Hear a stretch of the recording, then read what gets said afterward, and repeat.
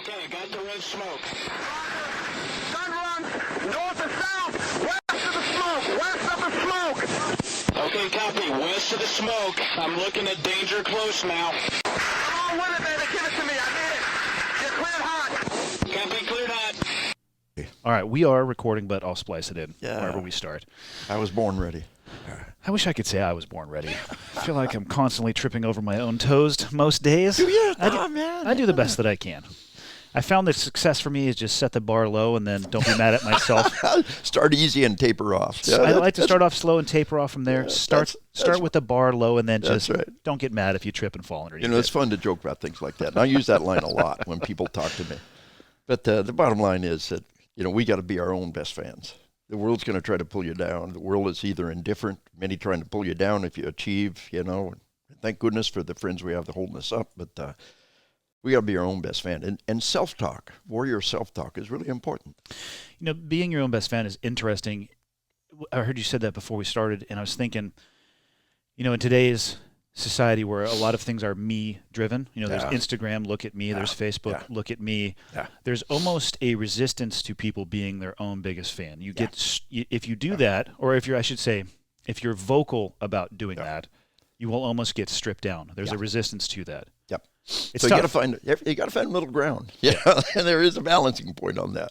Yeah. You know, from narcissism, you know, it's to just looking at your achievements, putting things up on the wall, and recognizing that, you know, that hey, I've done some neat stuff. Do you think there's value to actually physically putting things on the wall as like a visual reaffirmation? Yeah, you know, in a book I'd like to recommend right up front to your listeners, the Mental Marksmanship. And we talked about this earlier. I think it's truly important to repeat.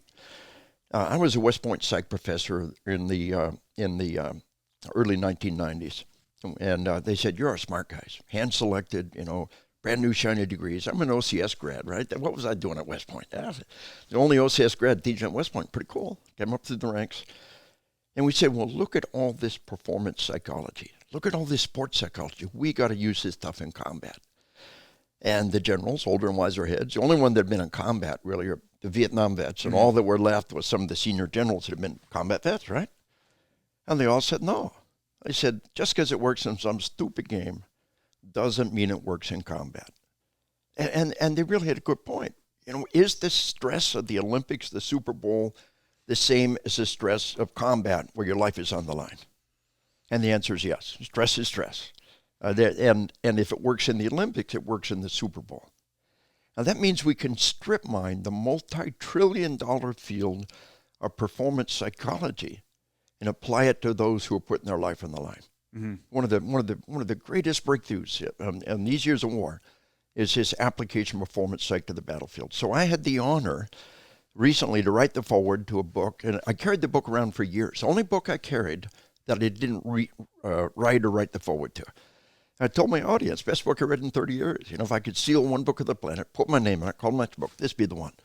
And that's Secrets of Mental Marksmanship. They're a husband and wife team. He's a combat vet. They're law enforcement trainers. They're hunters and hunting guides. They're military trainers. And they got this great model of performance psychology. Mm-hmm. And for every aspect, you could use this for your kid's soccer team, but for every aspect of performance psych, they give a military example, a law enforcement example, a hunting example, a competitive shooting example. And these case studies just suck you in. It's an amazing book. You know, I spent all night long reading this book. It just trapped me. Came up in the morning, you know, as the sun's coming up, gasping for air, and it's just dynamite stuff. And they talk about, and what the sports world knows, is the need to have those things up on the wall.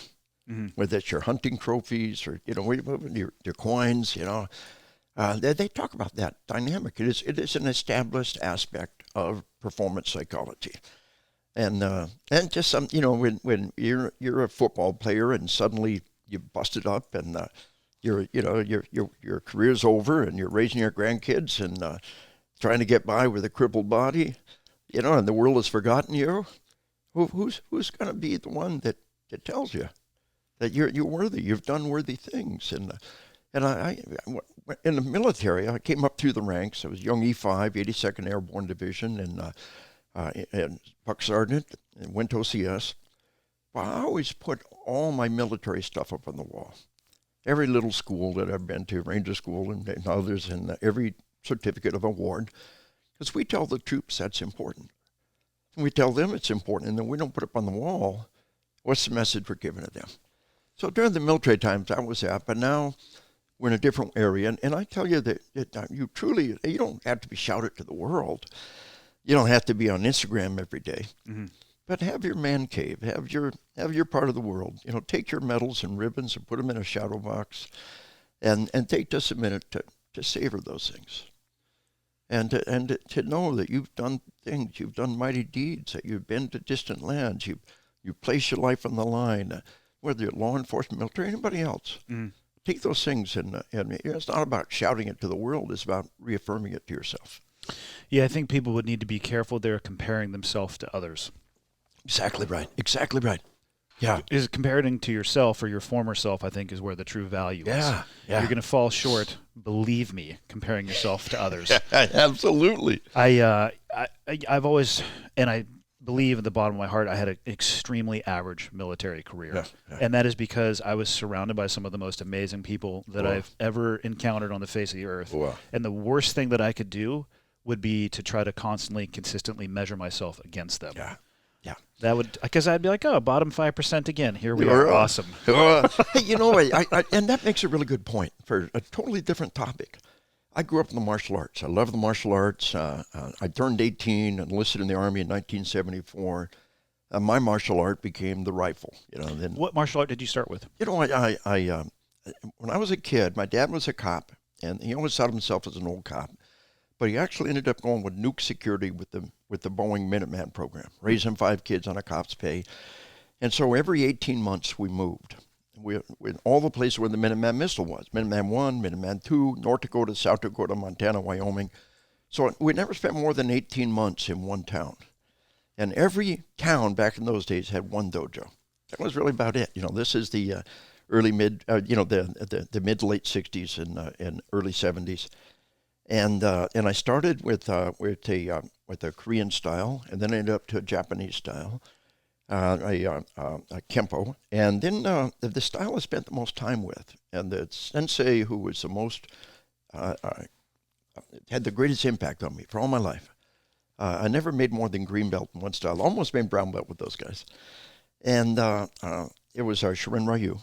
And the weapons, I love the weapons, the bow and the sai, and I loved all that. But he really expanded his horizons. He brought a judoka in to learn the judo falls, learned how to fall, saved my life more than once, and knowing how to roll and fall. Yep. He had a Aikido master come in and teach us the wrist locks and the wrist holds, and that was good stuff. And he had us in a swimming pool, training underwater in a swimming pool, and which blows work in water and which ones don't, But so people love the martial arts, and there's 20 million Americans in the martial arts. Only a couple thousand actively compete. Probably if that many. Yeah, striving for the next belt. They don't want to compete. We're not into that. We don't have bowling leagues, and we don't compete against others. It's not in this current generation's DNA. But striving for that next belt, striving for that next level. There's all the difference in the world between comparing yourself against others and comparing yourself against a standard, which is to have achieved your trident, to make your black belt, to and you see the difference between comparing yourself to others, competition, and striving against a standard, and so this whole dynamic of secrets of middle marksmanship. They talk about have a scrapbook, and you're not comparing to others. You've set a bar, you achieve that bar, and you take pleasure in that. So it's been a long road. So I began to talk about the martial art of the firearm, and I'd heard about the martial art of the firearm for years, and I finally had a chance to link up with him. The guy that put it together is Jeff Hall. He Vietnam Ranger right at the very end of the war, and so just a few years older than me. He the most decorated Alaska State Trooper, high-level martial artists in multiple styles. One of only a handful of grandmaster pistol shots on the planet, and he resurrected the Japanese art of the firearm, Hujutsu. And I How do showed you spell that for people who Yep. HOJUTSU.com. Okay. It's a Hotel Oscar Juliet. And the rest of it. Yeah, and the rest of it. Yeah. Hojutsu. Hojutsu. If it's in front of me, I could do it. Yeah. Juliet, India, Tango, Sierra uniform, probably. All right, it's a Hotel Oscar Juliet uniform, Tango Sierra uniform. Perfect, nailed it. There we go. Yep. Yeah. So, and I thought it was good. I'm gun side grad, a front side grad. My hobby is shooting. Did a little competitive shooting, and by the skin of my teeth, they did little 3-day weekends that are powerful. Starts in the dojo, ends in the dojo. And one caught at the black belt level. Great caught. I got 3 weapons retention moves held into it, but you're shooting for your belt. You're shooting against a standard. And by the skin of my teeth, I made my brown belt, trained for 2 years, make my black belt. And it really, this idea of striving, I knew what shots I was missing, I knew what time hacks I was missing. Well, the martial art of the firearm, Hujutsu, has got over 20 of their practitioners in real war gunfights with over a 98% hit rate. Where the rubber meets the road, they've proven themselves. But it comes back to striving against a standard. And once you've made that black belt, it's just one of those things you've done. And it's not competition, but it's things you've achieved with your life. Well, you're competing with yourself. Yeah. And another angle on all of that then. My most recent book came out a little over a year ago, is Bulletproof Marriage. And it's a 90-day devotional. And it's focused on sheepdog and spouse. Anybody's a sheepdog. Our church security teams, armed citizens, but mostly military and first responders. And it was picked up as a finalist for the Christian Book Award, which is really a big deal. My co-author did all the heavy lifting on this. Adam Davis did all the work on this one, really. And it's got over 100 5-star reviews on Amazon. And 5 stars on Amazon is like a 4.0 GPA, one B and you never get it back again. Yep. And so the book's really pretty amazing. And it's just 5 minutes a day for 90 days, sheepdog and spouse. And it's really powerful. Would you mind, since you brought up the sheepdog philosophy, explaining your, I guess it would be an analogy of the sheep, the sheepdog, and the wolf? Yeah, let's save that for a minute. Okay. Because that's a good point. That's where we're headed to in a way. But the follow-on book, coming out like the 5th of May, any day now then, is on spiritual combat. And that one I carried all the load, most of the load on it. Again, my co-author had a great hand in it. And it talks about spiritual combat. And it talked about something really important. Faith is truly one of the foundations for resiliency. The military talks about pillars of resiliency. How do you expect that the military can justify chaplains in this day and age? And the truth is that the data is there that faith is a great component. I just finished that book, just now coming out, on spiritual combat. And we talk about something really important there. And it's about giving the honor and glory to God. And he gives us love and joy and peace and many other good things. And we tell him, we give the honor to God. He doesn't need our honor. He doesn't want us to give him, he doesn't need that, but he loves us. And he's given us a path to the greatest happiness. And we give the honor and glory to him. And then we reap the love and the joy and the peace and the other stuff that comes with it. And I explain that in the book on spiritual combat quite a bit. And I talk about being a sheepdog under the authority of the great shepherd. The sheepdog, it's just a metaphor that has been a powerful one. It's caught a lot of people's attention. It was mentioned in just a sentence in On Killing. Yep. Took off like a grass fire. Whole section on combat, kind of extended session, which in turn has been turned into our Sheepdog Kids book. It's been a lot of fun. And it's really caught on. And the idea is that, there is evil in this world. That many cops, many first responders, many military, they've seen evil. They felt the force of evil in this world. But they don't believe in a force for good. And if you believe there's evil in the world, who can deny it? Then fighting that force without an equal or greater force of good on your side is going to be pretty hard. And the idea of the sheepdog is there's evil in this world. The wolf will kill without mercy, without remorse. And there's the sheep. They're just gentle, good creatures trying to go about their lives. And most people are not wired for violence. And people say, "Oh, everybody's a killer." They point to some terrible murder. Say, "Look, that proves they're all killers." No, that's an outlier. Yeah, the anomaly should never define the norm. Yes, that is an outlier. It is literally one in a million. You explain to me that 99.9% of our citizens will go a lifetime, never kill anybody, or even seriously attempt to. Divorce, infidelity, layoff, traffic accidents, in a lifetime of provocation. Less than 1 in 1,000 citizens will even seriously try to take a life. Explain that. Inside most healthy members of our species, like most species, is a pretty hardwired resistance against killing their own kind. Sociopaths don't have that resistance.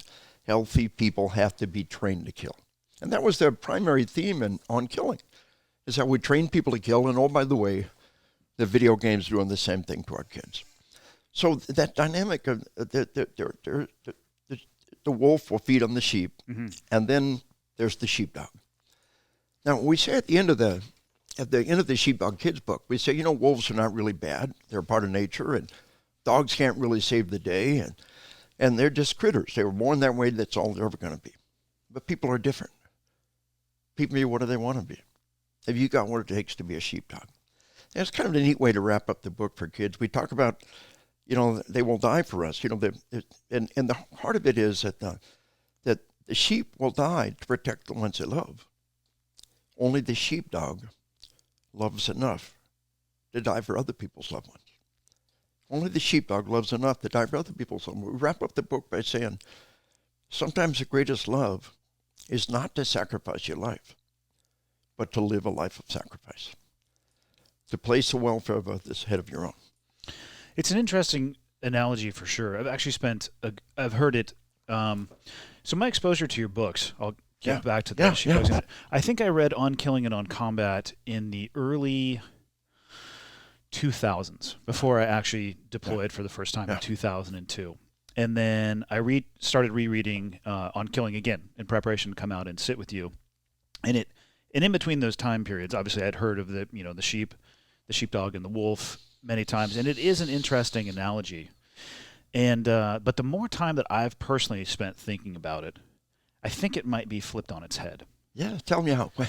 Well, and again, this is just my own personal experience. And these are just metaphors, ways to get a hold of the world. So I look at the sheep, and I look at our society right now, the world that we're living in right now. And I would say in the current environment, especially what's going on with COVID-19, most people are scared. Yeah. They don't have a lot of control of what's going on. There's uncertainty. There's a lot of things that are unknown.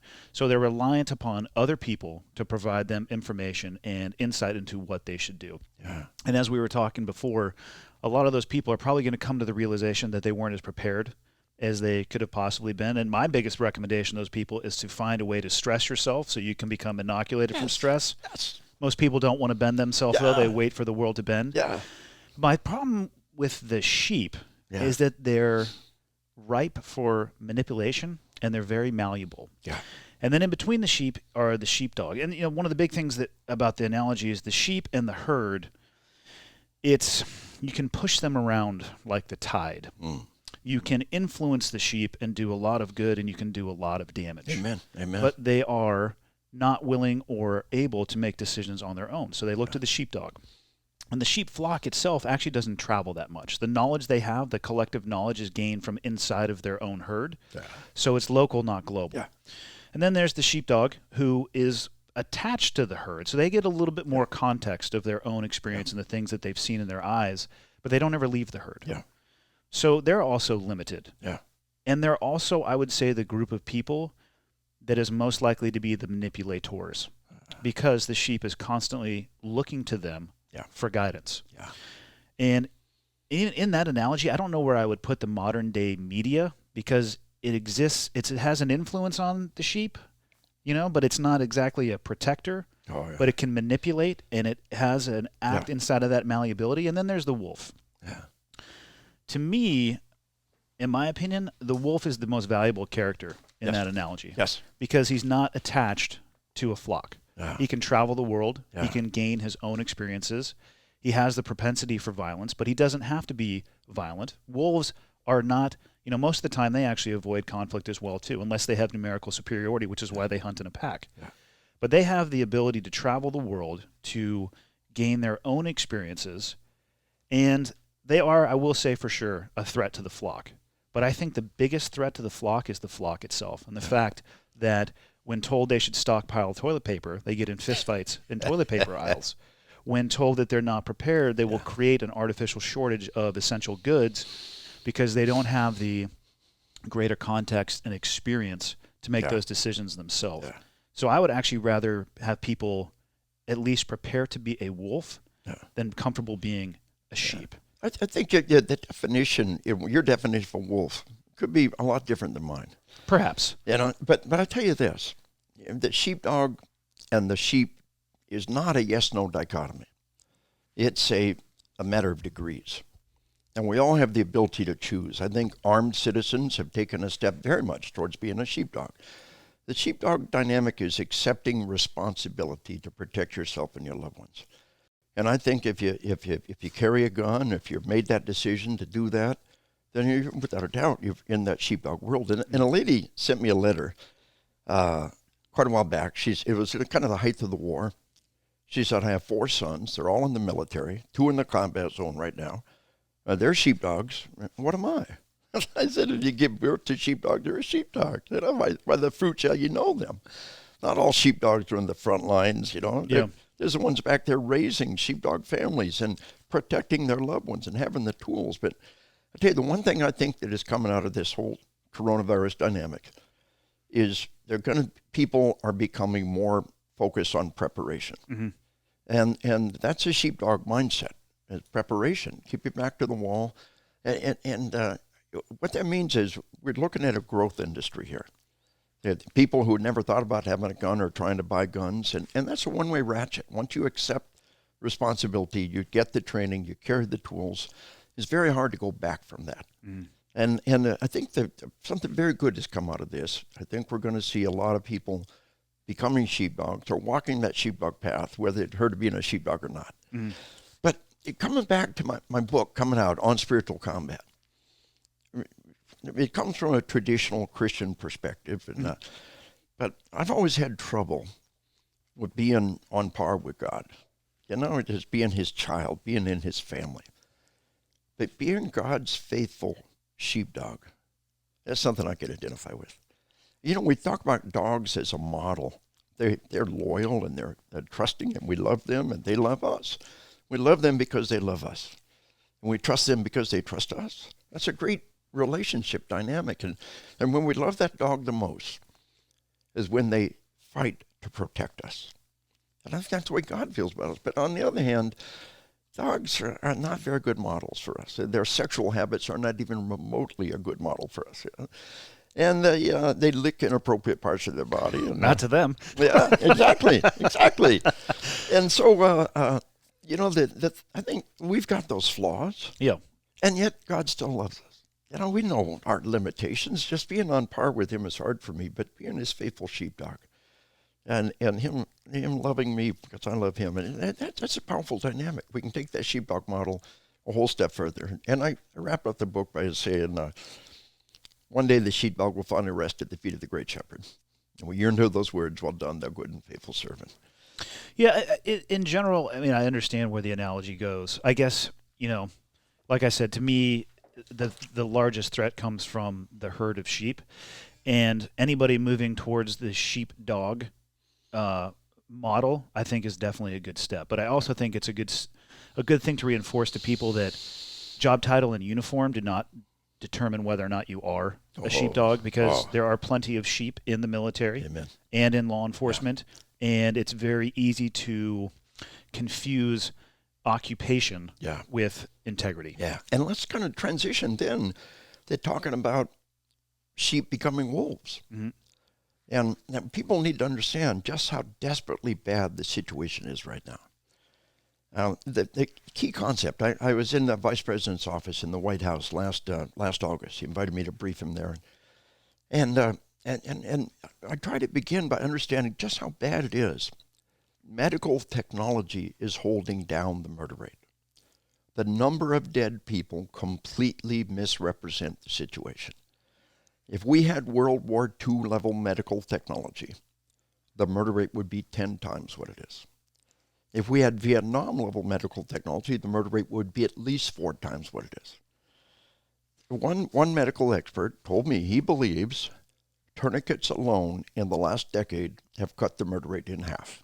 Well, I've seen it just from survivability on the battlefield. Yes. I can't speak to murder rates, but yes. Yeah. And so think about our nation as a very diffuse battlefield. And think about everybody slapping on a tourniquet. If a cop slaps on a tourniquet, he's prevented a murder.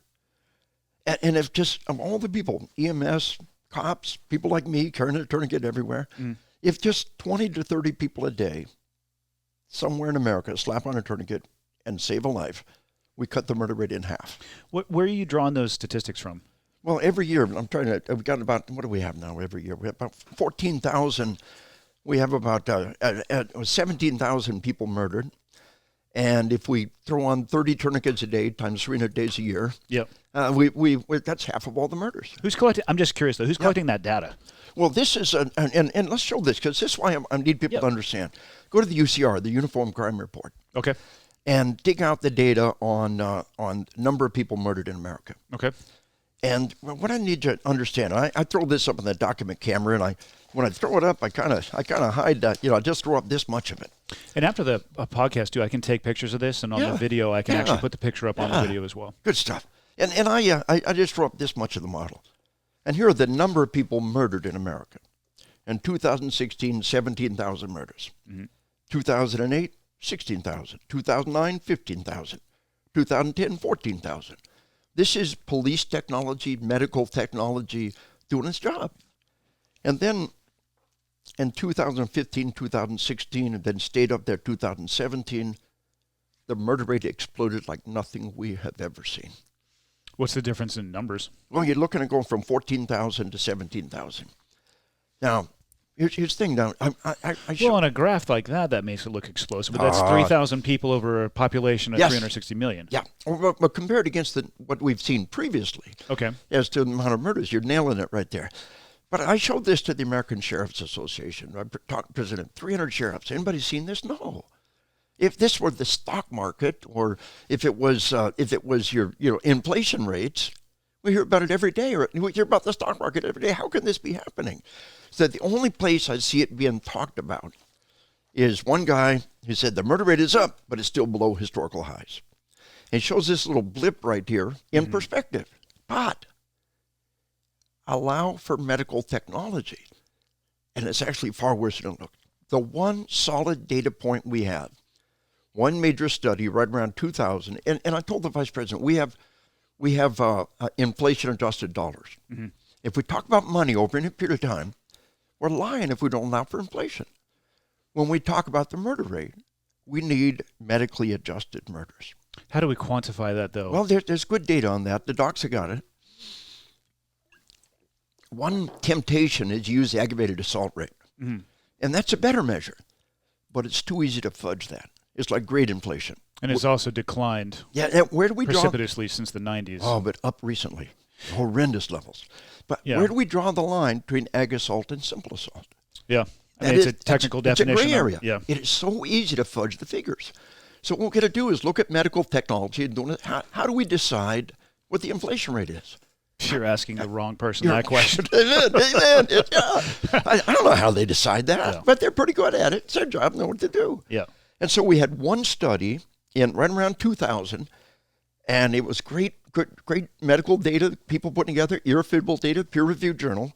As of 2000, if we had 1970s level medical technology, the murder rate would be 3 to 4 times what it is.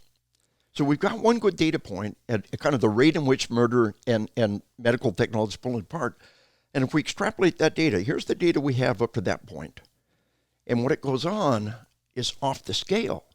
And when we look at murders, they're off the scale. if we apply for medical technology. The thing to understand is it's bad. It's very bad. And it is worldwide.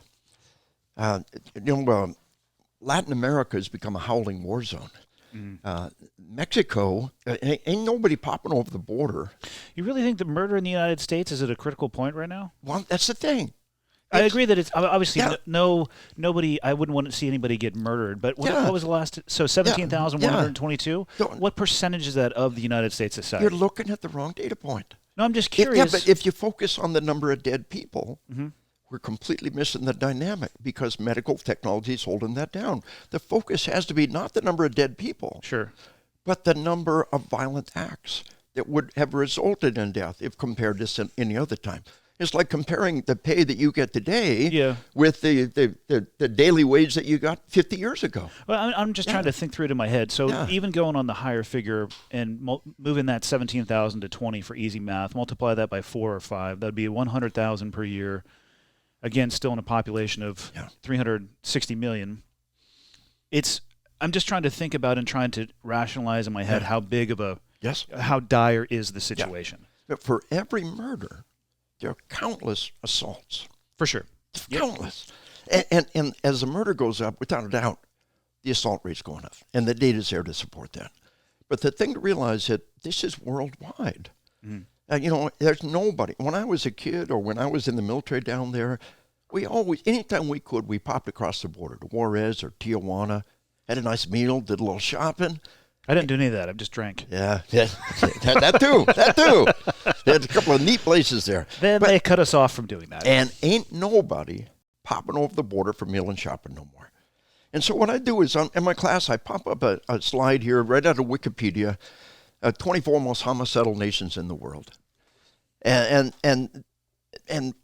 when we look at the most homicidal, what I tell people is go to the Wikipedia list of world murder rates. And remember, the murder rate, even in Latin America, tourniquets are saving lives. My favorite tourniquet is a SWAT tee, big stretchy bandage you wrap around.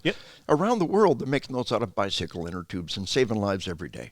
That's awesome. So the same thing is true in all these nations. But when you look at this, Mexico don't even make the top 10. Mexico don't make the top 20. Mexico is number 21.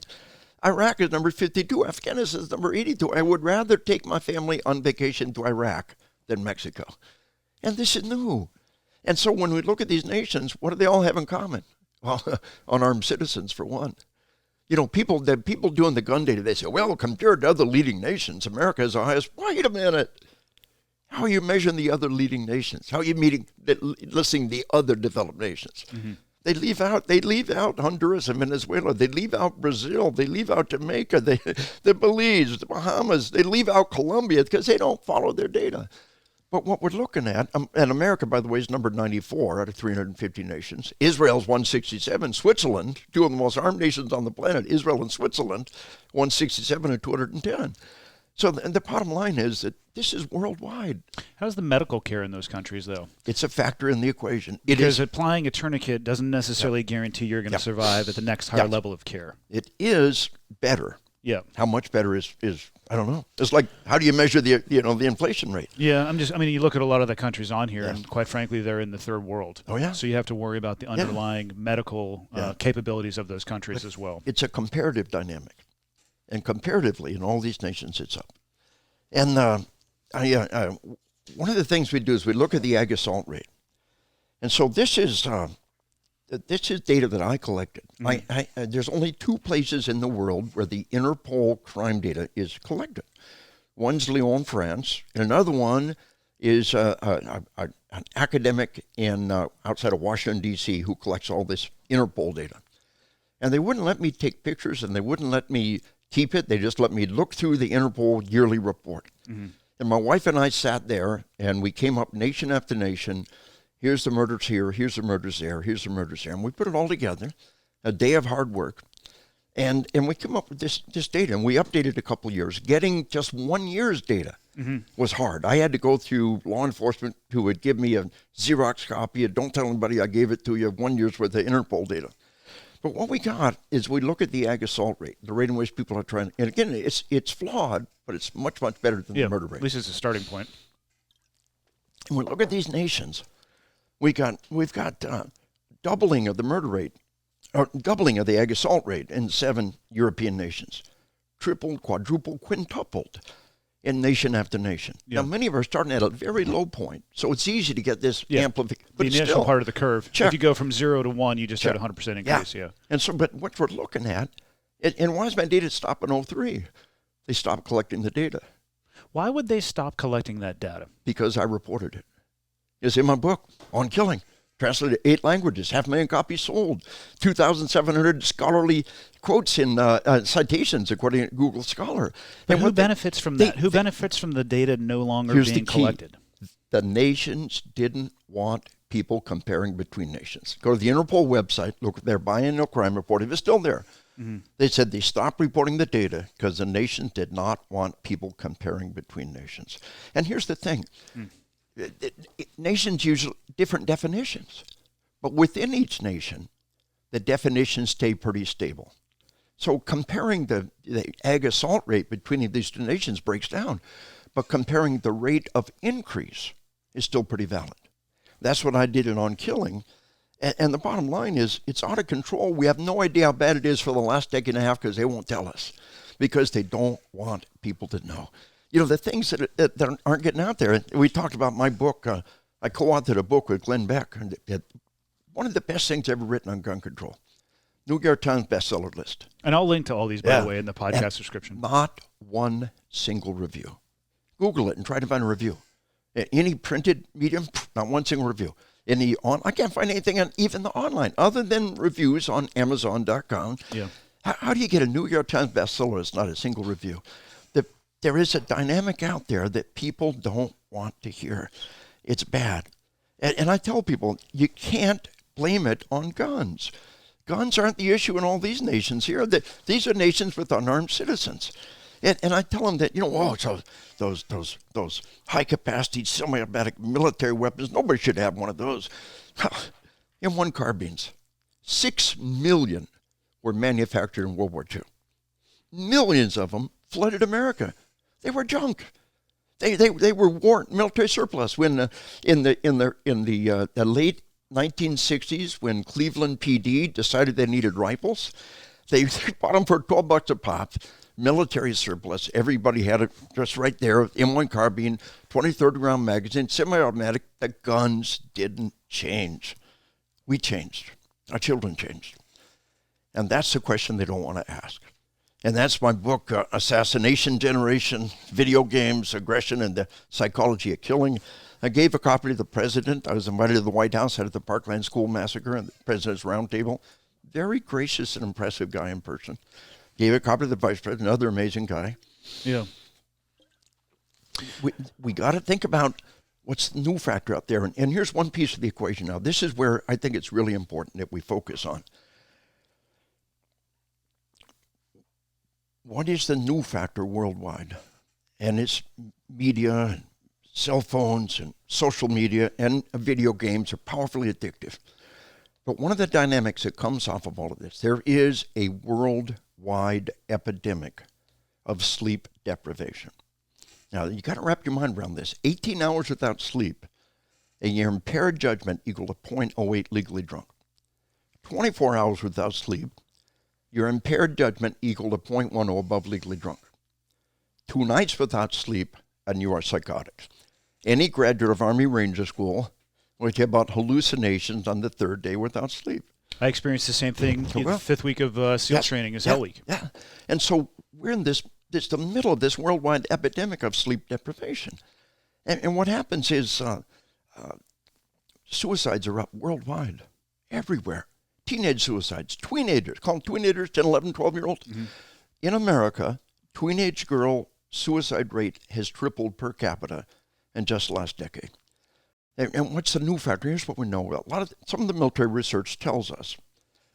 We track every suicide intensely in the active duty military, and they have nothing to do with combat. A non-combat vet is likely to take life as a combat vet.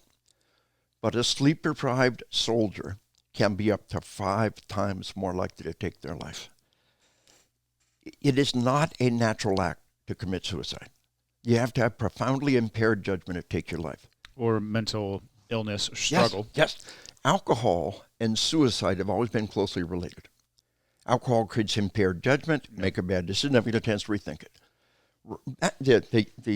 The Soviet Russia, back when the communists running Russia, had one of the highest suicide rates on the planet. And they led the world in bringing suicide down by strictly rationing alcohol. So, hey, Russians like to party. Communists collapse. Free enterprise, alcohol for everybody. Russia had a horrendous suicide rate. The last 3 years, Russia has led the world in bringing down suicide. About the only nation on the planet that brought suicide down. How'd they do it? Strictly rational, limited alcohol. But the most pervasive form of impaired judgment is sleep deprivation. And here's parenting 101 for the 21st century. When you send your kid to bed at night, take their cell phone away from them. I think that's true of most adults. Yeah. And we'll talk about adults in a minute. But no cell phone in the room, no laptop in the room. They've got to go to the room and sleep. A cop came up to me during one of the breaks, one of our presentations. He said, I had a good girl. He said she was an A student. She said, Dad, it's embarrassing. You don't take my cell phone every night. You can trust me. He said, so I trust her. I let her keep her cell phone. A little while later, she took her life. He said, I never knew the hell my little girl was living in until we looked at the text messages on her cell phone. Night after night of ceaseless, relentless, vicious bullying. And you can't just ignore that stuff. We're not wired that way. Mm-hmm. She's up all night long trying to find somebody to stand up for her. He said, I knew my little girl was bullied to death. What I didn't understand until now, she was sleep deprived, tormented, and bullied to death in front of my eyes, and I let it happen. He says, I can't ignore that text message in the middle of the night. How can we expect our kids to? So 3 major killers of our kids have all exploded. The traffic deaths worldwide have exploded. Traffic deaths are up. Now, decade after decade, we brought traffic fatalities down. Airbags, seatbelts, medical technology. And now worldwide they're up. Well, there's a reason why truck drivers or airline pilots are required to log enough sleep.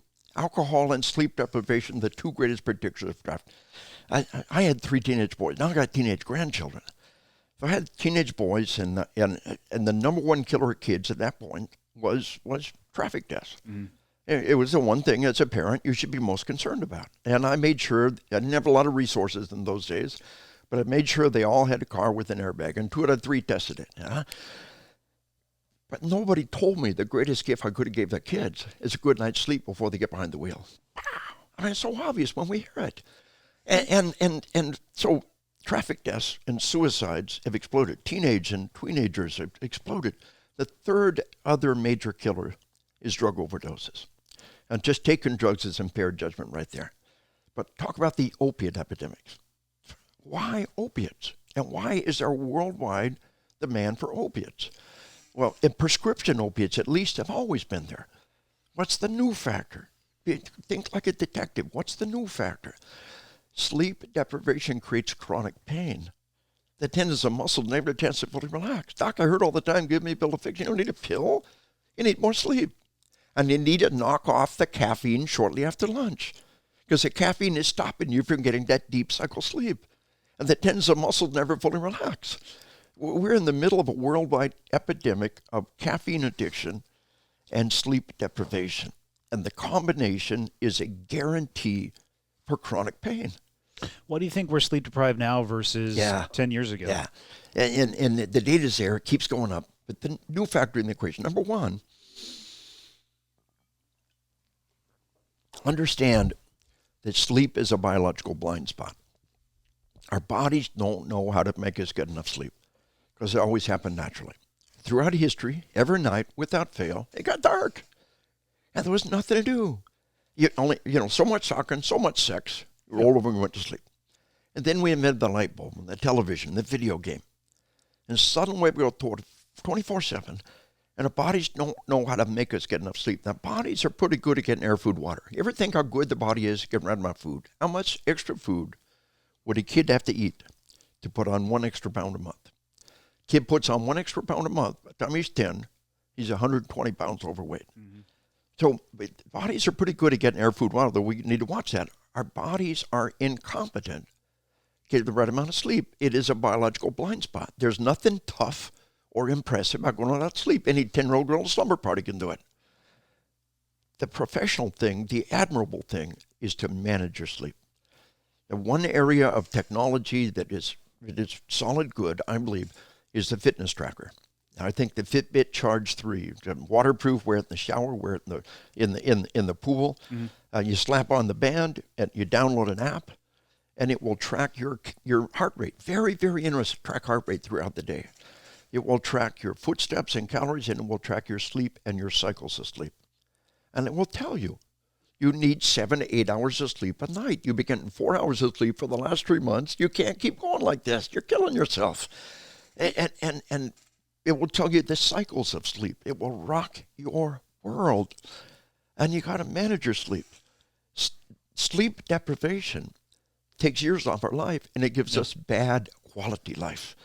When we're sleep deprived, we're not the parent we want to be. We're not the spouse we want to be. We're not the employee or the boss we want to be when we're sleep deprived. And this worldwide epidemic of sleep deprivation is a new factor. And a critical dynamic in that becomes social media, text messages, and worst of all, the video games. Right now, 200 million people are online playing video games. During the coronavirus, it probably doubled that. We do this, and 0.05% say, oh, good time to quit the game, so we never do that again. We do this, and absolutely nobody quits the game. We do more of that.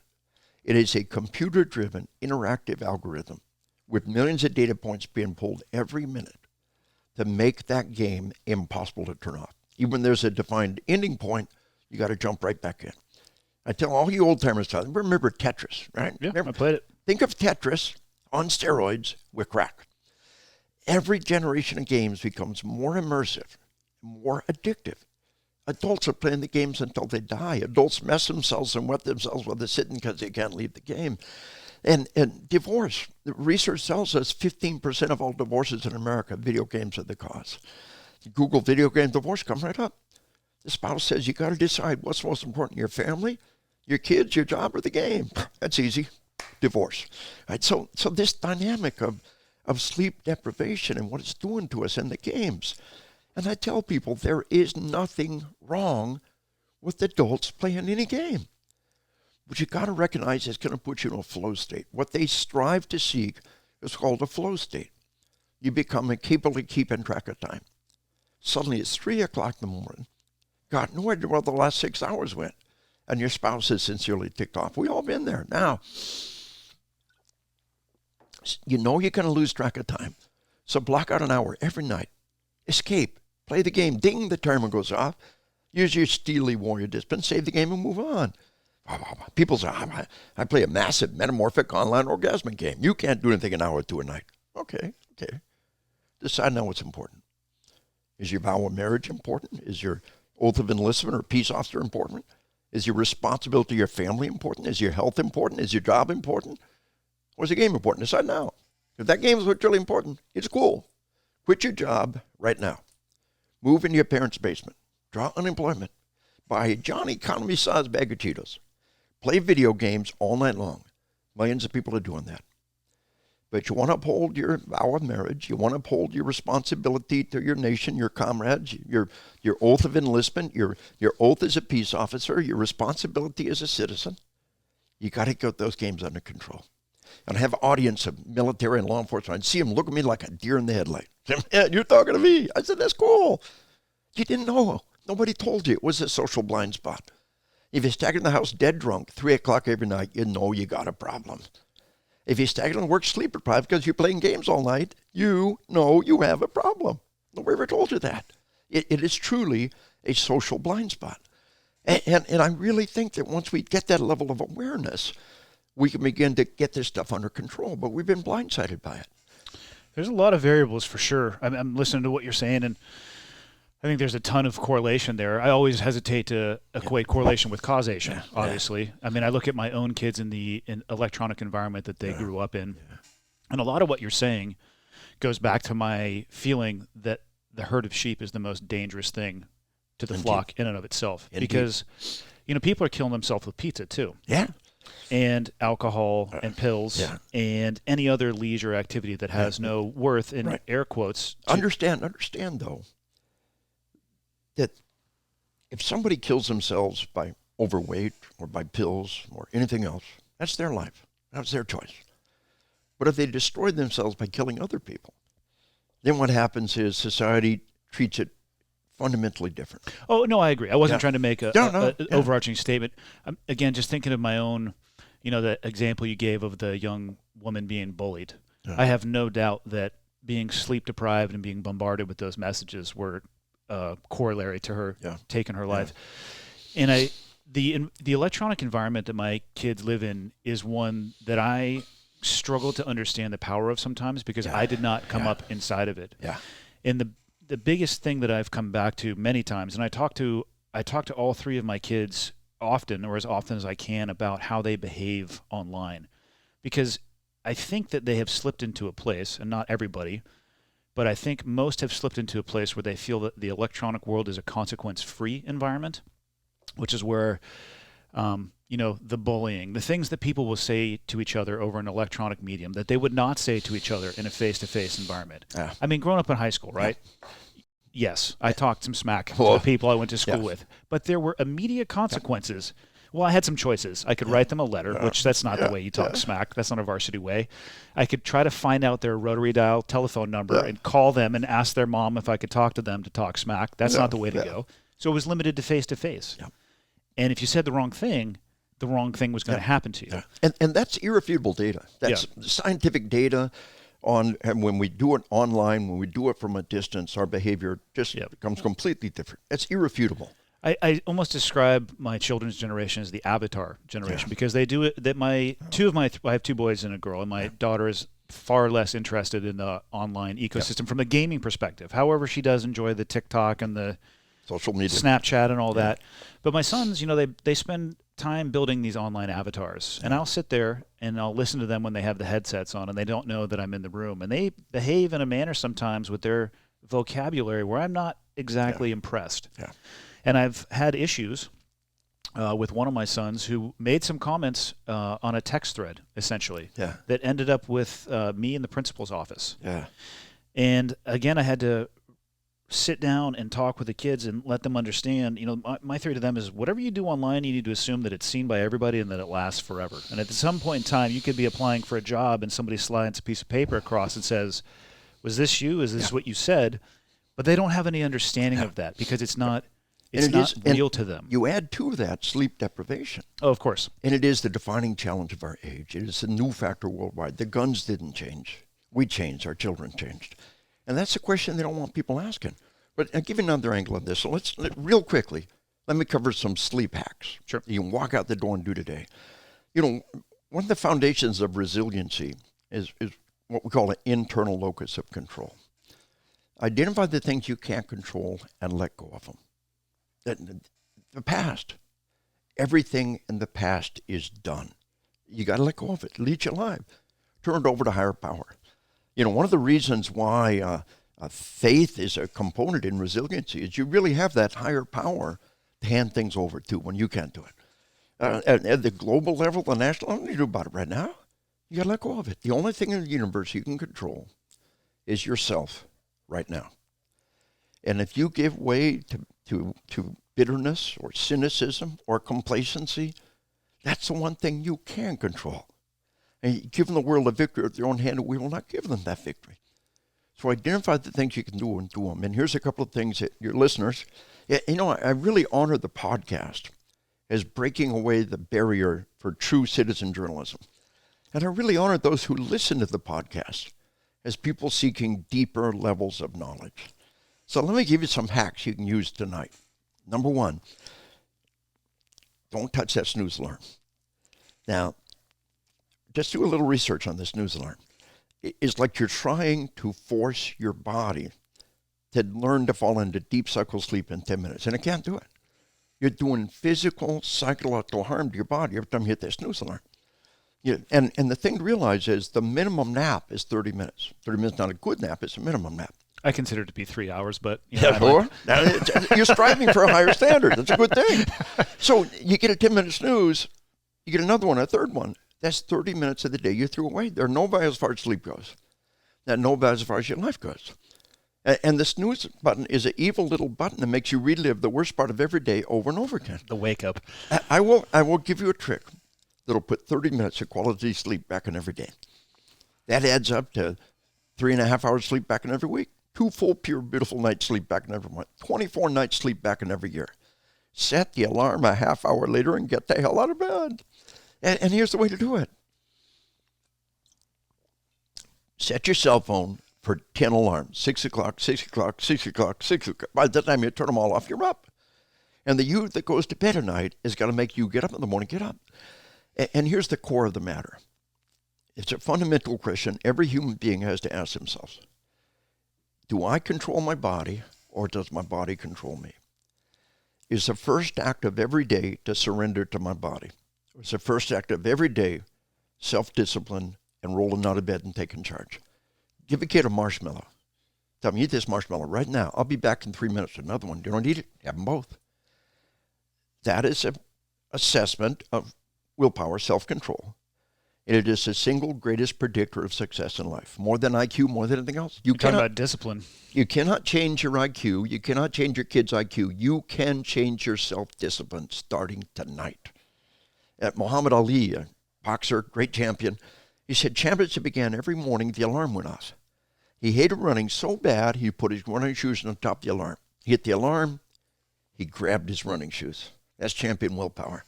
It starts when the alarm goes off, self-discipline, and teaching your kids. So, and the dark is our friend. We truly need to live and sleep in as dark a room as possible. And I'm a huge science geek. My favorite website, ScienceDaily.com. I study it. I read it every day through almost every category. And major study in the sleep lab, totally dark room, bathroom light is on, the door is shut. The light coming out of the crack of the bathroom door is too much light. Stops your body from producing the melatonin that you need. And absolutely wear a sleep mask. The combination of a dark room and a sleep mask is dynamite. And I did a little piece on my on my Facebook page on my 2 favorite sleep masks and why they work for me. But we in the military we pass out the sleep masks to everybody. It looked like the Lone Ranger without the eye holes, you know. Mm-hmm. And when you get that night's sleep without changing another bit of your life in a truly dark room, with that sleep mask, you begin to rock your world, get quality sleep, and teach your children to sleep in the dark. Babies are sloshing with melatonin. Babies can sleep anywhere. By the time we become teenagers, the body produces much less melatonin. As we get older and older, it produces less and less. And your teenagers are dying from sleep deprivation. Traffic deaths, suicides, drug overdoses. And teaching your kids to sleep in a totally dark room is one of the best gifts we can give them. Alcohol is not our friend. Nothing wrong with a nightcap. Mm-hmm. One drink on the way to bed appears to be okay. But wear the Fitbit, track your sleep, pound down 3 beers and go to bed and see what it does to your sleep. You'll fall quickly into a shallow sleep. You'll wake up in a couple hours and can't get back to sleep. Nothing wrong with the nightcap, but anything more than 1 drink on the way to bed appears to be very counterproductive. Don't use alcohol to put yourself to sleep. And caffeine is one of the most powerful tools we have out there to give us alertness when we need it and temporarily override the sleep deprivation if you're not abusing the caffeine with megadoses on a daily basis. And we're in the middle of an epidemic of caffeine abuse and addiction. And what I tell people is take the test. Cut off caffeine for 1 day. If you get withdrawal symptoms, that's what's happening. Those are withdrawal symptoms. Mm-hmm. Headaches, shakes, digestive problems, irritability. Well, it's a drug like anything else. And if you get withdrawal symptoms, living proof, you're abusing the drug. So taper off. Then when need it, it'll be there for you. And what we tell people is cut off caffeine shortly after lunch. And because what happens is the half-life of caffeine in our body is 5 hours. That means the caffeine that took at 5 p.m. is still half strength, go to bed at 10 p.m. So after lunch, switch to decaf, have all you want. Mm-hmm. And the key thing here is the source of caffeine. The sodas keep stacking up as sugary poison, carcinogens. The diet sodas may be worse. And one soda's not going to kill us. One diet soda's not going to kill us. If your blood type is Diet Coke, if your only form of hydration is soda, it's like your only form of nutrition was candy bars. Yeah. And the energy drinks are condensed poison. We've been at war for almost 20 years. I'm closing on 20 years. I'm closing on 19 years.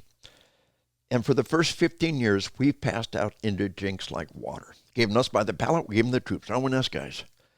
And then starting about 3 years ago, 2 major Department of Defense-wide study on the energy drinks with the exact same conclusion. For all practical purposes, across the U.S. Armed Forces, there's a ban on issuing energy drinks, like cigarettes. I came in the Army in '74. We still had some cigarettes in our C rations. Yeah. And they said, "No, they're bad for you. You can buy them. We're not going to give them to you." And these mega doses of caffeine are terribly harmful. And what they found out was, in an academic environment, the one taking those energy drinks were the ones with the worst grades. Mm-hmm. In a tactical environment, the 1 pound of the most energy drinks were the ones most likely to nod off on the job. All there is in that energy drink is a mega dose of caffeine. It will give you and some stuff that helps you metabolize it quickly. It will give you a 1 hour burst of physical ability before a PT test, before an athletic event. One energy drink, not a bad idea. But the second one feels good for 10 minutes, you crash. Third one feels good for 5 minutes, you crash. All you're doing is building up an addiction and a tolerance to the drug. That when you need it, it's not there for you. What was the military's gap fill for those energy drinks for the purpose it was serving? Yeah. Well, coffee and tea appear to be very good for us. Coffee drinkers across the board are living several years longer than non-coffee drinkers. Now, I think that may be because the other stuff is just so bad. Not necessarily coffee's good. Coffee does appear to have some good antioxidants, other things in them. But what the data seems to show us is 1 or 2 cups of coffee or tea at breakfast, 1 or 2 at lunch, no more than about 4, and then switch to decaf, have all you want. And what's the alternative for cigarettes? Right? Vaping? No, that's not good. So what's the alternative for caffeine? There is no good alternative. After lunch, the sodas and the diet sodas, and you can rock your world starting tonight. Cut off caffeine shortly after lunch. Sleep in a truly dark room. What would you recommend for extended combat operations? Because I would say most people, and I say this based on my own experience around these drinks, the people are packing them in their bags because 18, 24, 36-hour operations, which they're using the energy drink to stopgap the sleep deprivation that they have. So if you remove that tool and make it... No. I'm saying, what does the military recommend? Well, that's when you need it. That's when you want that. If you're not abusing it Did you say that they just outlawed it? Well, again, what they're doing is other stuff, coffee, and other sources of caffeine that are easily available. You're just talking specifically about the energy drink. Yeah. Okay. And when we're on that operation, because you didn't abuse the drug on a daily basis, it's there for you. I'm on the road 200-300 days a year for 23 years.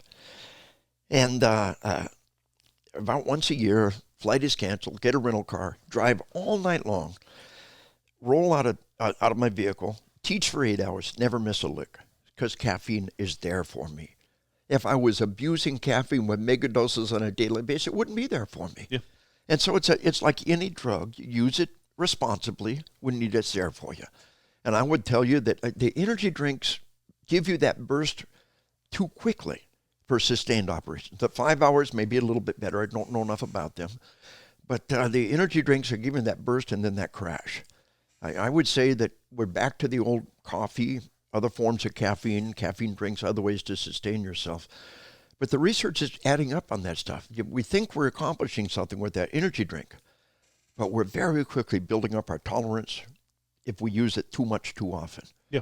If it's there for us an emergency, that 1 hour burst of physical ability before a PT test, before the athletic event, not a bad thing. Sustained operations, not a bad thing. But if your life is sustained operations, if you're taking 4 hours of sleep every night for the last 2 months, you got a problem. Yeah. And when we pull all this together, I'll tell you what's coming down the road now. We're in the middle of the coronavirus epidemic, and there's without a doubt people who want to harm us who are intentionally spreading the disease out there. It is such a blatant act of... You feel like there are? Without a doubt. Do you have any No. evidence of that? none whatsoever. I think. What kind of people would want to be doing that? What kind of people would be slashing people to death in France last week? What kind of people would be? Traditionally, those people have an ideology that is opposed to ours. Yes. So you're saying that you think there's people here in the U.S. who have infected themselves with this and they're trying to spread it? I think that are there people out there who are interested in terrorist attacks against our nation? Of course. And they suddenly see this opportunity. People spitting on fruit. That's stupid. Lick your hand and pick up the fruit. Yeah. That's stupid. Just lick your hand, surreptitiously lick your hand and put it on every doorknob and every handle. If you try to intentionally spread the disease, the super spreader dynamic, what I call the suicide biobomber, is really not suicidal because they don't necessarily have to die from the disease. Yeah. But there could be without a doubt the people who otherwise, and they see it in the news, they see the guy spitting on the food, that's goofy. Sneezing over the food, that's goofy. Just lick your hand and pick it up. Lick your hand and open doors. Probably better off to pick a more effective killer than the coronavirus. Yeah, but that's the one at hand. I think we're seeing it cluster in Italy. We're seeing it clustered in New York. We see why is that happening? I think one of the things that happened are the potential super spreaders happening out there. We'll see when it's all said and done. Yeah. Because truthfully, we don't want to talk about that right now outside of controlled dynamics because it would give the bad guy ideas. If we knew what was happening, we couldn't really be talking about it right now. Well, I think New York and Italy share some similarities. Specifically for Italy, it's a densely populated area. And historically, they have more generations of family living inside of one household. The way that they greet each other is often a kiss on each cheek. When people die, they will have the family members dress the body instead of having it removed. So if you look at the way that the information is now with how it spreads, that is a ripe environment. Absolutely. And then New York is just, compressed on top of each other. Look, it's a factor.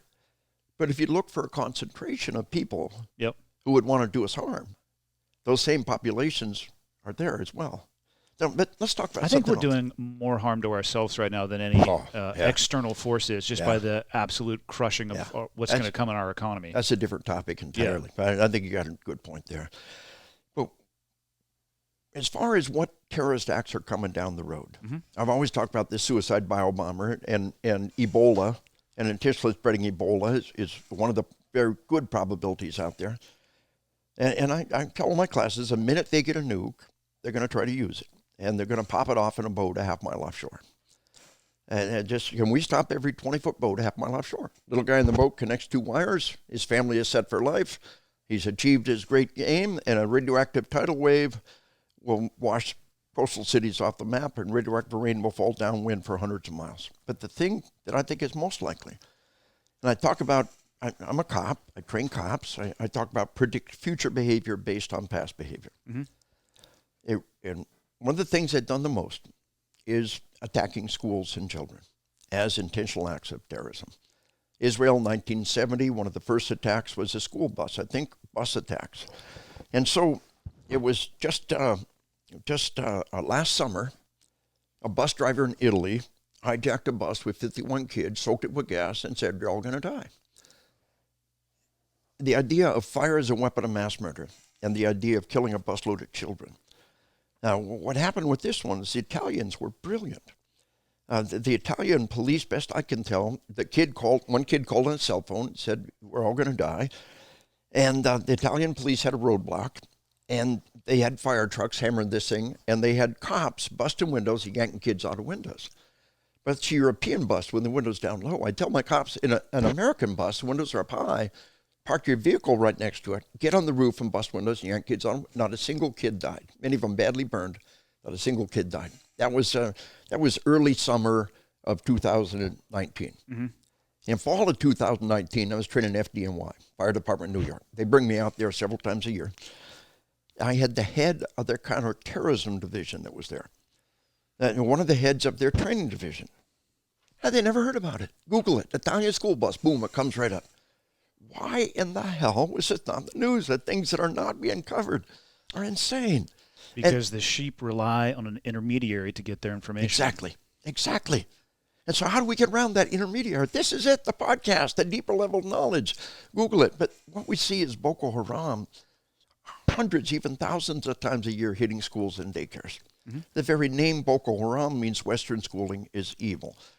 Pakistan, one time in Pakistan, they wiped out a school in Pakistan. The following day, every school in Pakistan was shut, and the regime changed the direction we did not want it to go. 600 times a year in Afghanistan, their own kids in their own school, 600 times a year. And so I think one of the things coming down the road, internal and external threat, we're going to see school massacres as an act of war and fire as a weapon of mass murder. We're going to see daycare massacres. Belgium had a daycare massacre. China's had repeated daycare massacres. Hammers, axes, knives, swords in a daycare. Hammer the little skulls in one by one. And we're going to see school bus massacres. I pray that I'm wrong. We need to be ready. Why do you think those things haven't happened here already? A couple of reasons. At one level, our resources for identifying and capturing these would-be terrorists are pretty good. And they're getting better every day. Now, how much of our civil liberties we're sacrificing, it's a balancing act there, but you got to give credit to the feds. You'll see a news story pop up every now and then about the guy that they brought into a sting operation, comes up online, tries to figure out where to get explosives. Here's a handy guy going to give you explosives, and then we snag him. We definitely have to give credit to the feds for that, but we also can't be blind to the civil liberties that we're giving up and our freedoms. Without a doubt. It's a terrible balancing act. And, of course, this whole coronavirus thing is unconstitutional in state after state. The actions being taken are profoundly unconstitutional. Right now, we're in agreement with all of this. It's a social contract. We agree to set aside our rights. It's tenuous at best, I would say, in most places. Yeah, and becoming more so every day. Yeah. But when we look at what's going on, we're going to see somebody plow through those kids in front of the school in a vehicle 100 miles an hour. Vehicles is a weapon of mass murder. We see it around the planet. And do you see it in areas, though, that have access or more achievable means of attaining a firearm? Yeah. But the combination and the ability, even if they can't find a firearm, plow through the kids in front of the school, get out with the rifle, finish off the survivors. But what I tell my school safety folks, I tell my cops, my feds, prepare for that now. If you were going to drive through those kids in a vehicle, or some mom shaking off her Ambien hits the gas pedal instead of the brake, what's the worst case scenario? Move those kids. Put out the bollards now. Don't wait for it to happen. And the same thing with our buses. There's great training we could be giving those bus drivers now. There's things we could be doing. And the daycares. The same safety mechanism go to our schools, go to our daycares. Don't wait until your kid's daycare is wiped out. But if we predict future behavior based on past behavior, the murder rate has exploded horrendously. Crazy times. Latin America is a howling war zone coming across our border like a freight train. So what's that mean to us? Well, I'm 63 years old. I've been on the road 200 to 300 days a year for 23 years. Waiting at home for me is my bride of 44 years, my high school sweetheart. She was 15, I was 17 when I proposed to her. I tell people we are from Arkansas. You got to throw the asterisks on there? And 2 years later, she married a crazy Army paratrooper. Been in this ride with me for 44 years. This July will be 45 years. Love her more than life itself.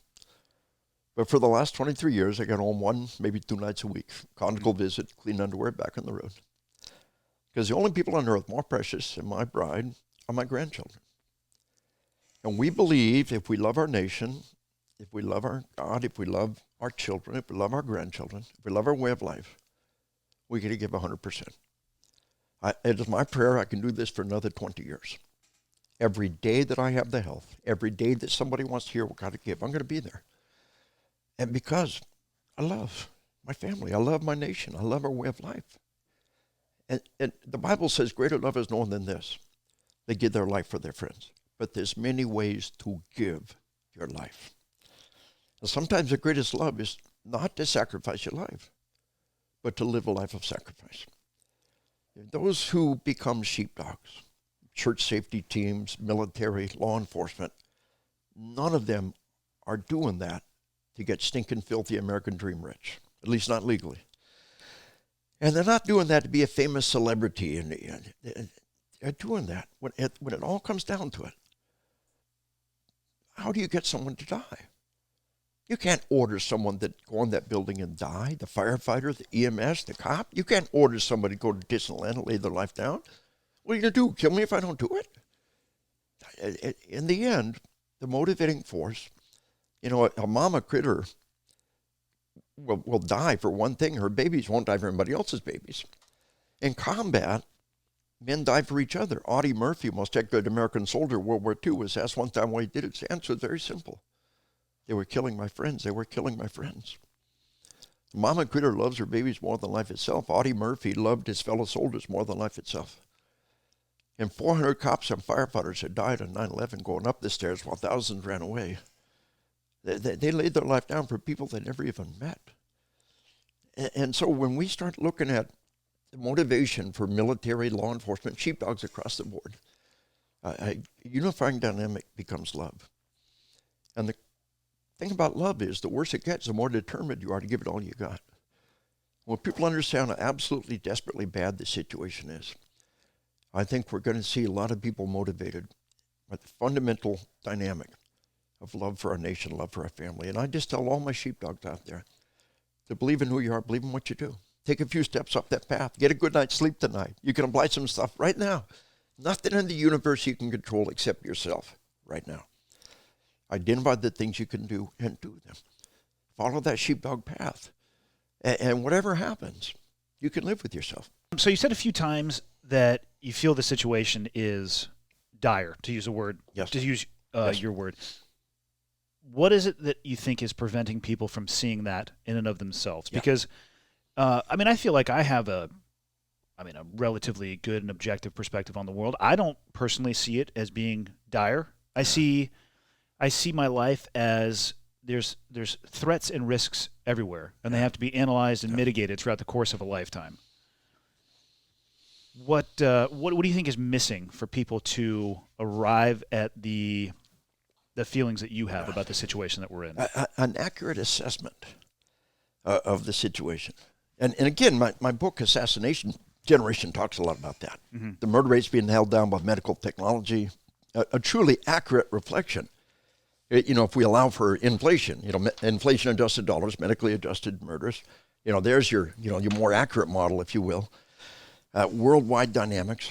Interpol won't even report the crime data. It's doubled, tripled, quadrupled to nation after nation, and for the last decade and a half, it won't even tell us. The mass murders are and Italy's lit on fire with a busload of children, horrific crime. Nobody even heard about it. And we have this filtering. We have this handful of people who are putting out information. We have primary networks, and even Fox is not putting a lot of this stuff out there. But at least we got Fox. Yeah. There's things they're not talking about. And what we've got to do is spread your net wider. And that's what people listening to this podcast are doing. Boko Haram wiped out hundreds of schools and daycares across northern Africa every year. We don't hear about that. 600 times a year in 1 year alone. In schools being attacked in Afghanistan. One time to Pakistan, sending a signal, wiped out a whole school. The next day, every school in Pakistan shut. And a regime change their direction was not to our benefit. These dynamics are all around us. Wouldn't you say, though, that they're more the anomaly than the norm? Let's see, what you got to do is make an accurate assessment of the world and recognize, draw your data from all directions. No, this is not an anomaly. It's an anomalous in comparison to the size of the population of the world, yes. in comparison to the nations of the world. It is. Well, number one, all of this data is per capita. Yep. Understand, all that data is per capita. Number two, remember, all we have good data on is the murder rate, and the murder rate is much worse than it looks. So when you make the decision to carry How is it much worse than it looks? Being held down by medical technology. Okay. Right? Remember that. Never let go of that. The murder rate completely misrepresents. A number of dead people completely misrepresent the situation. So when you make the decision... You think that's the only reason that it's being suppressed? There has to be... You think that's the causal reason that the murder rate is being held down? One major factor. Okay. And law enforcement technology, other technology. All that technology should be holding it down. And there are many, many factors. If you make the decision to carry a gun for a lifetime, the gun's a pain in the ass. After the first month, it stops being cool. Yeah. To make that decision to carry that gun, to make that decision to live that life of readiness, you have to recognize how desperately the world needs what you have to give. And another measure of the problem is what I call the year-over-year cops murdered in the line of duty. Suicide and traffic deaths are two major killers of our cops, and sleep deprivation and heart disease. Sleep, and by the way, sleep deprivation, major factor in heart disease. Yep. And that every year cops have better training, better tactics, better body armor, better medical technology. The only good measure is what I call the year-over-year increase in cops murdered. And even in 1 year, like inflation, it begins to break down over just 1 year. Mm-hmm. In 2011, the U.S. Marshals Fugitive Task Forces had the highest level of marshals murdered in the line of duty in the history of the marshals. In 1 year, more than previous 10 years put together. It was the Marshals Fugitive Task Forces. They slammed head-on a new generation of gangbanger cop killers. So the following year, no marshals murdered. How'd they do that? Record number of marshals murdered 1 year, none murdered the next year. All fugitive apprehension task forces across America. Well, they transformed their daily operations. The marshals were taking down 2, 3, sometimes 4 bad guys a day. We got a warrant, got an address, go get them, 2, 3, 4 a day. Now, take down 1 bad guy every 2 days. And don't go on the predator's lair. Conduct surveillance for 2 days. Wait till he leaves the house. He won't leave the house. Wait till all the lights go out. Give it they'll play video games themselves 2, 3, 4 every morning. Yeah. Give it 1 more hour. Make sure they did sleep. Tiptoe in. You got to shake them and wake them up to arrest them. It's all better now. The number of dead marshals went down. No, it's not better. We went from taking 2, 3, 4 bad guys a day off the street to 1 every 2 days. So even in 1 year, that comparison breaks down. I'd say that because in 2016, we had the single highest year-over-year increase in cops murdered in the history of our nation. By number, by percentage? By number. 5 cops murdered in Dallas in a single incident. 4 cops murdered in Baton Rouge in a single incident. And every place you see a multiple homicide of cops, I would show you many where they tried and failed. It's not easy to kill a bunch of cops. Yeah. And so we got these record number of cops murdered. 5 cops murdered in a single incident in Dallas is the all-time record high, and millions of gangbangers want to beat it. And we deceive ourselves. Where do you get that perspective that millions of gangbangers want to beat those numbers? One of the things that we see, cops will tell you popping up all the time, is the idea of a high score in this game. And 5 dead in Dallas is a high score. And you can be famous by beating that score. If you were to remove the 5 cops from Dallas, and what was the other incident that year? It was Louisiana? 4 in Baton Rouge. 4 in Baton Rouge. Where would that have fallen on historical numbers of officers killed for you? And again, it's a weird dynamic. I chart it. They go up, up, up, and then down. Mm-hmm. Up, up, up, and then down. Up, up, up, and then down.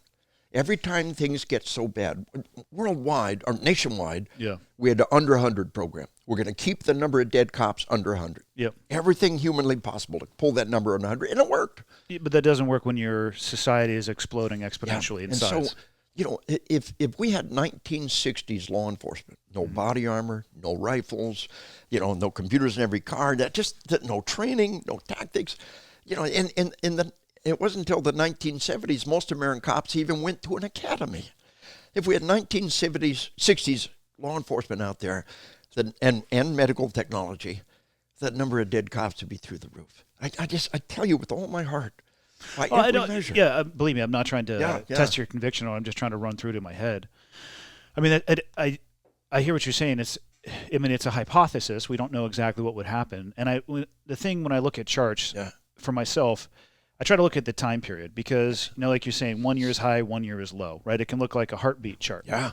But if you... what it is 3 years up, 3 years down, something like that. But still, it's But if you extend it out 100 years in between wicked heart, it starts looking more like a sine wave than it does a heartbeat chart. Let's talk about one other thing, too. On a different topic, when you start talking about charting the data, you pique my interest here. You've heard that 22 veterans a day take their life. I disagree with that number. Good. Why? Well, if you look at the statistics of how they derived that number, it was an incomplete pool of individuals. It pulled from a very small minority of states where veterans live. Yes. And then they extrapolated mathematically based off the response that they were given. But here's the fundamental. All that's accurate. Of that 22, and one suicide's one too many. Of that 22, only 1 or 2 are from the current war. Correct. Yes, they're all... I don't want to say they're all, but statistically they come from a few generations back. I'm going to pull out a slide there in my packet there. But of that 20, the word veteran means anybody who ever served in the armed forces. Correct. And in the the 40s and the 50s, 60s, that drafted everybody. Elvis Presley was drafted. Elvis was a veteran. So what they did was most of those suicides are among our elderly. Like you said, these are 60, 70, 80-year-old men. And the suicide rep is everybody. So this idea that they're all suicidal. And we got a Gallup poll that tells us 24% of adult American males are veterans. So this dynamic. 24% of adult. No, the peak in our society has been 6%. Again, in the 40s and 50s and 60s, they drafted everybody. They drafted everybody. Not everybody served. Cumulatively, if you look at the ones that were, you see, that's 6%. Yeah, of our population as a whole. At one time. Correct. At one time. But you compare it across the board, and the dynamics change. And I'll tell you, in the, anyway, Gallup poll, 24% of adult American males claim to be veterans. And by the way, the American Legion and the VFW said for years millions of people are fraudulently claiming to be Vietnam veterans. So there's another angle on it. I mean, you're getting the same thing now with Iraq and Afghanistan. And which is extraordinarily rare. The point is the idea that 8% of the prison population is veterans. Well, 24% of adult American males are veterans. The idea that they're suicidal and homicidal is a smear of our veterans. And the final dynamic is what rates of our veterans contract PTSD. Another slide I can pull out there if you take a look at, right out of the VA website, public health, PTSD in Iraq and Afghanistan. 11% of the people who didn't deploy, this is your baseline, have PTSD. 16%, about 1 out of 10 American adults, you push the right button, you get a post-traumatic response. 16% of those who did deploy have PTSD. About 5% contract PTSD. The British started their troops in Afghanistan, 5%. The Dutch started their troops in Afghanistan, 5%, even if you look at just the ones in close combat. Never gets over about 8%. I present at national, international psych conferences. There's always some British psychiatrist, the British troops run a 5% PTSD. Why are the Americans so much higher? They're not. But I keep running into veterans who think there's something wrong with them because there's nothing wrong with them. And the final thing I tell them is we're darn good at treating PTSD. Do you think it's a disorder? I like, California, broken clock is right twice a day. Yep. California is mandated, and in law enforcement, they call it a post-traumatic injury. That's a good way to look at it. Or I've heard it with an E, a post-traumatic event that may lead with a PTI, post-traumatic injury. And most people come out the other end with post-traumatic growth. Well, that's what I was asking. One of the things that I often will say is that I don't think post-traumatic stress is a disorder. I think if you go into those environments and you come out exactly the same person that you were going in, then that is likely indicative of a disorder. If you get sick and you get a fever, your body is functioning properly. If you get sick and you don't get a fever, that's actually a disorder. It's the idea of what I tell people is think of it like being overweight. Post-traumatic stress is overweight. Post-traumatic stress disorder is obese, is debilitating. But we can treat it, we can deal with it, and we're darn good at working it and treating it. I give the example of Marcus Luttrell, his podcast, been in his podcast, great guy.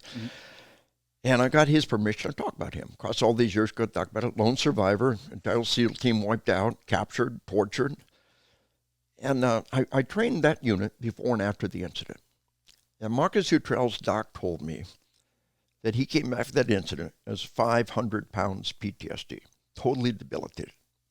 A year later, he was 50 pounds PTSD.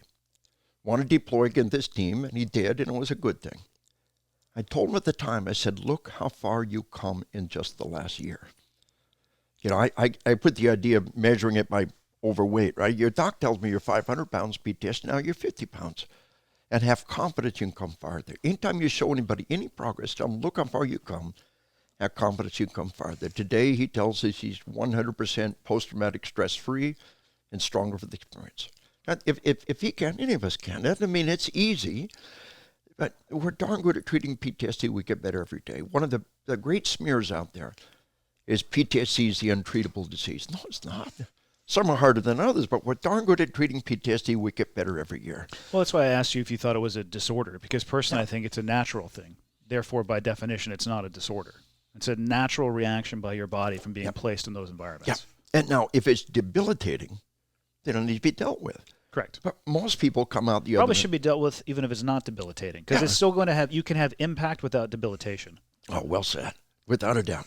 And that comes back to the wellness of our veterans. But I keep running to veterans who think there's something wrong with it because there's nothing wrong with them.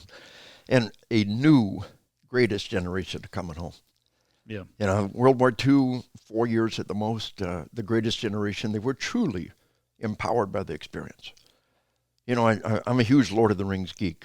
I got this big... I would not have guessed that about you, actually. in the library there's this Minas Tirith big model that I'm systematically painting and working on. A huge Lord of the Rings geek. And the movie was magnificent. But what they left out was the end of the movie. The end of the book, The Scouring of the Shire, which is so powerful. These hobbits are individuals who've been at war, and they come back to the Shire, and evil has sunk its fangs into their home. And the veterans are the ones who lead to lead their nation to a better place. And it's such a powerful model of the greatest generation. And with the incredible violence at home and the great violence over there, the longest war, you know, a new greatest generation rising up. And, you know, Napoleon's old guard at most would have been 11 years. The very most they could possibly have been. We're at 19 years now. We got people that never know anything but war. And I tell you, a new greatest generation rising up. And those who need help, we get it, and they got to have confidence they'll get better. I trained a major SWAT team, huge SWAT team. They came up to the break. Hey, Colonel, the doc's like this guy off the team. Now doc says he's okay. Can we trust him? Yes, you can trust him. He's stronger with the experience. He's got a piece of paper that says he's sane. You got one of those? So you can be stronger from the experience. You should be post-traumatic growth. Well, not everybody has that, though. And I've also seen people who become defined by their post-traumatic stress as opposed to working their way through it. Yes, and that is to be avoided. That is the dysfunction, the pathology. When you get trapped in that, you define yourself by it. The Vietnam veteran had the highest ratio of PTSD of anybody, and they were what we did to the Vietnam vets, individual replacement, the way they were treated when they came home. And a lot of Vietnam vets have defined themselves by that. And I tell people, if you have somebody who thinks they're trapped in a lifetime of PTSD, you tell them medical technology moves on. If you had some debilitating disease, if you had cancer, you turn the internet inside out to find that medical breakthrough, give your life back. Yeah. And no amount of money is worth a lifetime of mental disorder. And you got to dedicate yourself towards being better. And the people say that PTSD is for life are just flat lying. So this idea, look at the Vietnam veteran was spit on and called baby killer. It really did happen. It was horrendous. Yeah. And now they're called victims. They're broken goods. The senator from California says all veterans are damaged and never be trusted. All veterans are mentally ill, never be trusted. U.S. senator must know what she's talking about.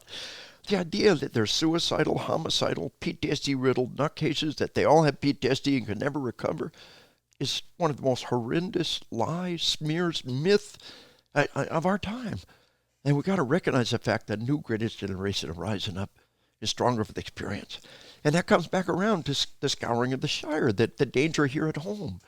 How desperate we need when you make that decision to carry a gun, when you make that decision to spend time at the range, to spend your money on ammo, to have your toilet paper stocked up before the things happened.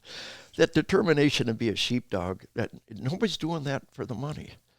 They're doing that for the love of nation, love of their family, love of their environment. And I think we've got to understand how bad the situation is and how desperately the world needs. The world is telling them, we don't need you anymore. There's no danger out there. There's no bad man out there. There's no boogeyman. You don't need a gun. You would just hurt yourself. Where do you derive that opinion from? Oh, that's the media's normal dynamic. You don't need a gun. You would just hurt yourself. Is that not the basic anti-gun mantra in one word, in one sentence? I mean, I've heard of a variety of them. I don't necessarily hear that directly from the media, though. Yeah. You'll hear that from maybe perhaps individuals that will go on media shows, either left or right, to talk about their talking points. When they start talking about the whole gun dynamic, that's who they pull out. So I take it you're anti-Second Amendment guy, Col Grossman. What are your thoughts on the Second Amendment? Oh, and I believe it's a capstone, the foundation of our civilization. I'm a one-issue voter. am I a citizen who can be trusted with the tools to protect myself? Because if I can't be trusted with guns, give up on trusting me with important things like the vote. My family's life is as valuable as the president's life. Anywhere on the planet, if you're wealthy, if you're a politician, you have armed security. But the peasants and the peons will never have that same level of protection. I am my family's Secret Service. I have accepted responsibility. I carry a gun I'm a cop. I have an additional advantage. I'm a reserve cop. But if I got my clothes on, I got a gun on. Yeah. And that whole dynamic of making that decision. And again, the fundamental question: are we free citizens who can be trusted, or are we children who need a nanny state to protect us from bad stuff? And if we can't be trusted, if a politician thinks I can't be trusted with a gun, then from that point on, I have no interest in that individual. I'm a one-issue voter. I believe that is the acid test of freedom within our nation, and the focal point of our battle right now is that dynamic. And we can see the pendulum going back the other way. Shall issue concealed carry after 9/11 to 43 states now. We see Brazil. We see other things happening in other nations where they're seeing a positive response. But it all comes back to the one thing in the universe you can control: yourself right now. Yeah, but that starts with controlling your mind and whether or not you have to make a decision as where you want to sit in that analogy. Yeah. The sheep, the sheepdog, and the wolf. Exactly right. A gun is just a tool. I'm a I have a concealed carry in Montana too. I carry every day. Yeah. But I also, for me, firearms were a primary tool for almost 2 decades of my life. So I have a different view and perspective on them. What I tell people is, it's not a Harry Potter wand.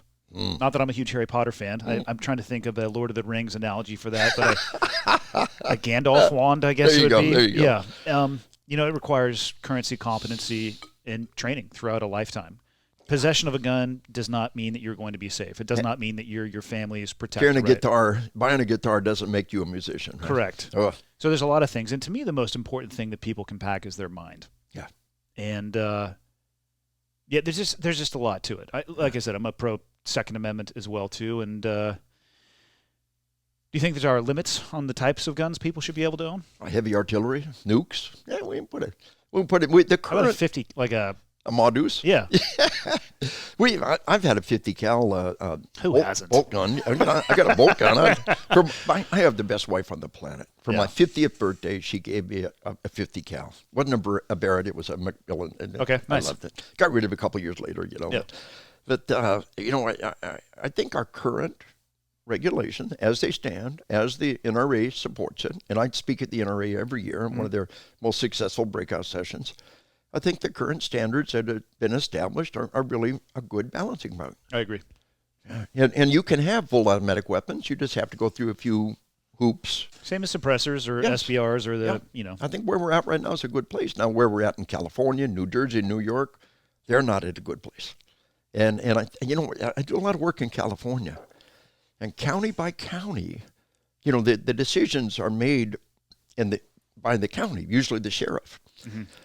And across California, they're voting sheriffs out of office to get shall issue concealed carry. If you live in Bakersfield or Fresno or Sacramento, it's for all practical purposes shall issue. And it's not in San Diego, L.A., where I used to live. Yeah. The guy from Bakersfield can carry a gun in L.A., but the guy in L.A. will never be able to carry guns. And that creates this strange dynamic. And again, especially with all the people in California lined up to get guns now, I think the anti-gun thing for politicians right now is political poison, and they're too stupid to even recognize it. They believe their own lies. They're completely sold out to the anti-gun dynamic. We're children. We can't be trusted with the tools to protect ourselves. But then once you've made that decision, it's a matter of degrees. I tell the story of Officer Greg Stevens. It was in May of 2015, Draw the Prophet Muhammad Art Festival. That's at Dallas, Texas. Okay. In the eyes of Islam, the Draw the Prophet's a terrible crime. Was this have something to do with the shooting in France, where they went into? That was a response. That was the originating incident, and this was a response to that. Exactly. I heard about this. Yep. And 2 art critics from Arizona showed up with AK-47s and body armor. Now they rolled out of the vehicle. It could have been the Pulse nightclub times 2. The FBI said that this is the first ISIS-directed terrorist attack on American soil. These idiots came up with the net, said, what should we do? And they said, go to this thing and kill everybody. They rolled out of the vehicle, and a 59-year-old traffic cop with a Glock killed them both. I'm in the early stages of writing a book with him about it. One of the greatest feats of marksmanship and valor and courage in American history. Why do you say that? Over 30 rounds of rifle fire fired at him. Yeah. Didn't hit once. From 40 feet away, he drew and fired, making hits from 40 feet away. And a great feat of marksmanship. They're missing, and he's hitting, and Wyatt Earp needed Doc Holliday and two brothers take out three bad guys at the OK Corral. He took out two all by himself. Yeah. And I'll give you case after case that make the OK Corral pale by comparison. But the thing about him is he'd never been anything but a traffic cop. That's all he wanted to do. Very humble guy. And he's not a SWAT dog. He's not a competitive shooter. But his department had open range at least once a month. And for 37 years, once a month, he was on the range. Yeah. And you go to the range, you're on time. You don't even pay anybody to go to the range for, because I'm a Texas cop. I live on dirt. And the ammo's free and the range is open. And for 37 years, most of the time, once a month, Officer Greg Stevens made a deposit in his savings account. In May of 2015, a major withdrawal. And I ask people, what's your savings account look like? Are you pissing your time away? Are you pissing your money away? Are you preparing for your moment of truth? People are finding out the balance of their savings account right now in this current different kind of account. Well, they're finding out their mental toughness, their resiliency, their level of preparedness, their level of critical thinking, their level of tolerance of stress. They're getting an account balance on that, I'd say, at a daily level. And I hope that people pay attention to it. Yeah. Because this coronavirus obviously is not going to be the end of us all. Yeah. But it's a great springboard for moving forward and for learning, in my opinion. I agree 100%. It shows the inner person, who you really are under stress. But the thing to realize is, now you can become a better person. Yep. You truly can become a better person. Do you like the person who came out during these days? Or do you like that person? Or could you have been a better person? Well, build that person. Strive to be that person. Pray to be that person. Ask for help from a higher power, and it works. You can take that step forward to being that better person. This is a beautiful potential for, like you said, an acid test for all of us to know where our emotional bank account is, where we stand. Oh, it's such a variety of levels. Yeah. Sure. My wife and I found out we really do love each other after all these years. I think three things will probably increase. Yeah. One of them is going to be childbirth in about 9 months. The suicide rate, I think, is going to go up because people are going to probably find a negative balance on some of those accounts that they're gauging. And I suspect divorce will actually go up as well. And I think preparation will go up. Correct. The concept of preparing, the government can't protect you. Once people can leave their homes and start preparing, yes. There's another dynamic, kind of totally different. You talk about pregnancies. But we talk about sympathetic nervous system and parasympathetic nervous system. And sympathetic nervous system is basically fight or flight. Parasympathetic is rest and digest, also called feed and breed. And when you get a dangerous, threatening situation, you go up to fight or flight. The body will always backlash in the opposite direction, feed and breed. And so after a very dangerous event, after anything that was challenging, you tend to gorge yourself. And a lot of cops, fire, EMS, after a very dangerous, stressful situation, will tell you they went home and had some really incredible sex. Yeah, it doesn't surprise me. Yeah. Hunters, we're doing a book on hunting. Hunters talk about, they go out, they make the kill.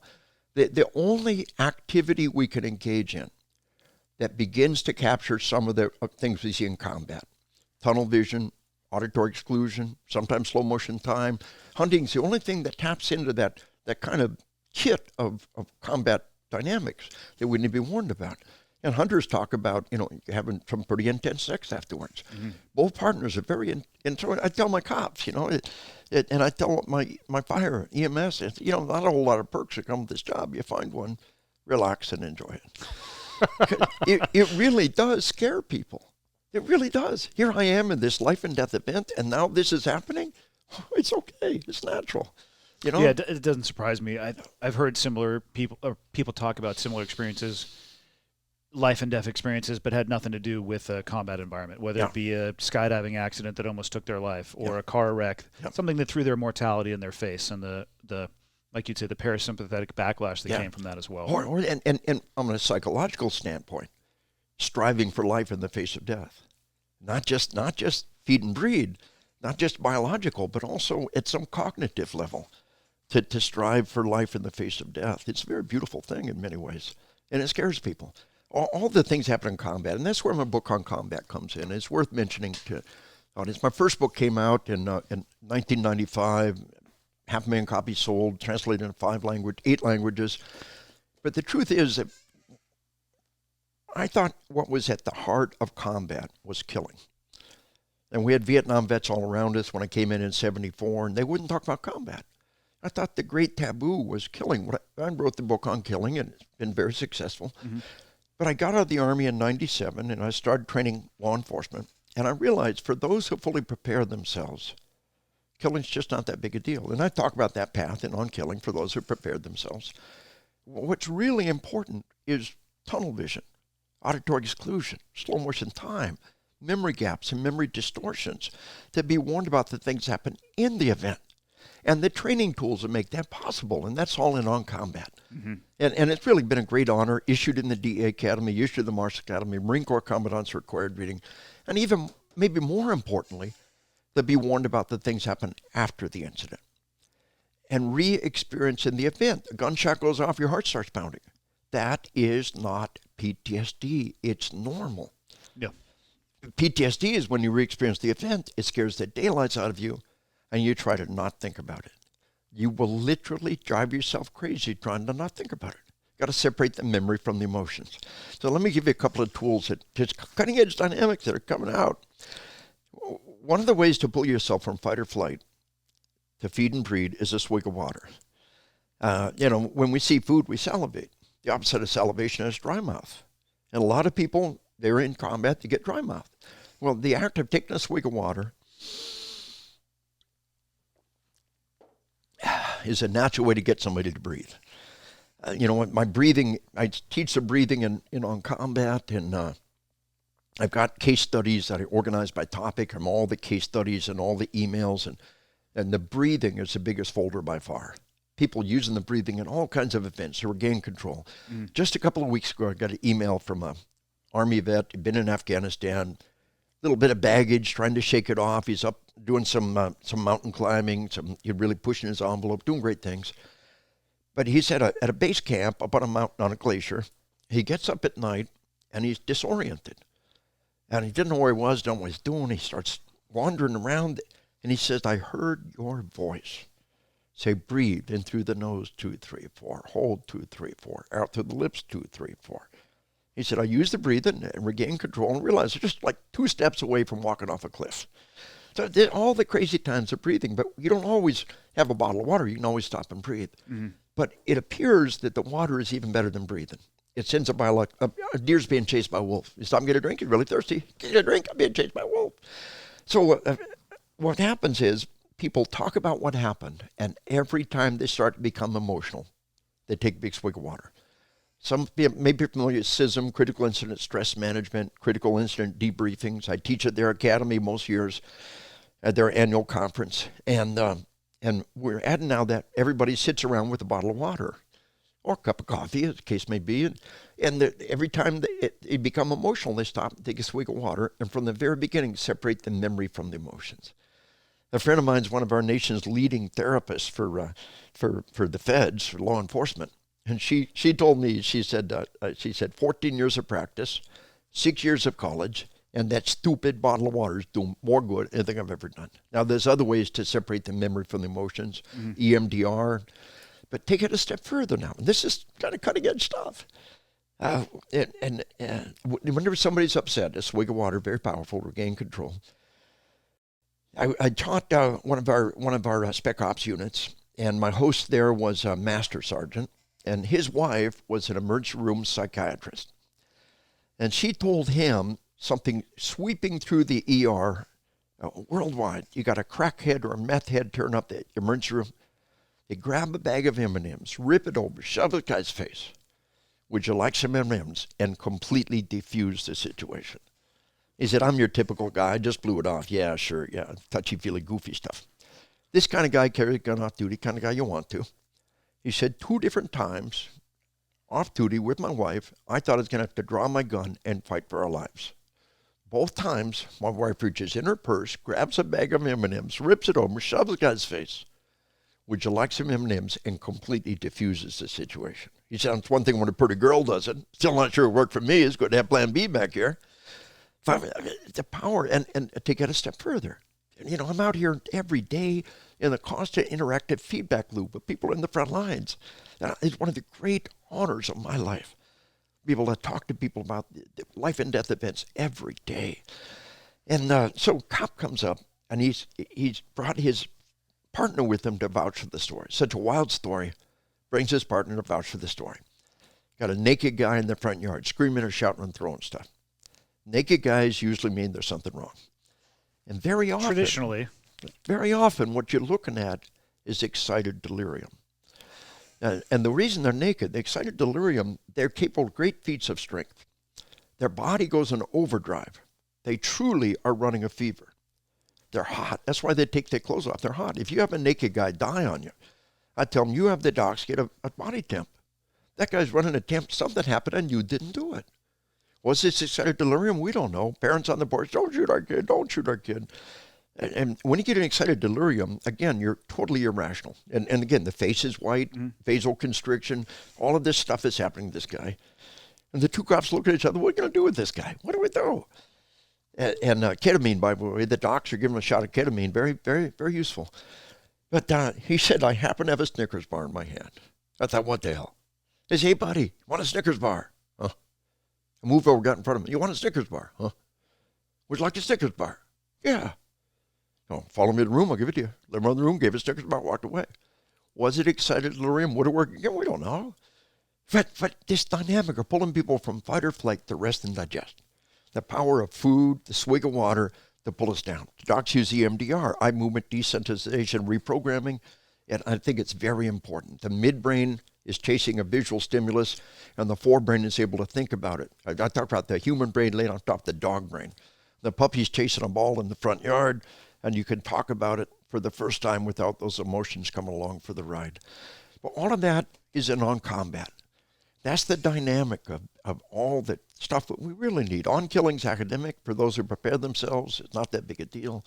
The heart and soul, my most important life work in so many ways, for anybody out there, anybody's going to be in harm's way, it is on combat. And that's that evolution of learning, you know, what they need and what's happening. How in the hell could we have had 500 years of gunpowder combat and not know that the shots will be muted in combat? Hunters know that. Why don't we know about that? Why weren't we told about that? How? Every hunter will tell you if you ask them. You fire a shot, your ears don't ring. And sometimes. And most of the time, ears don't ring, don't hear a shot. Sometimes it's muted.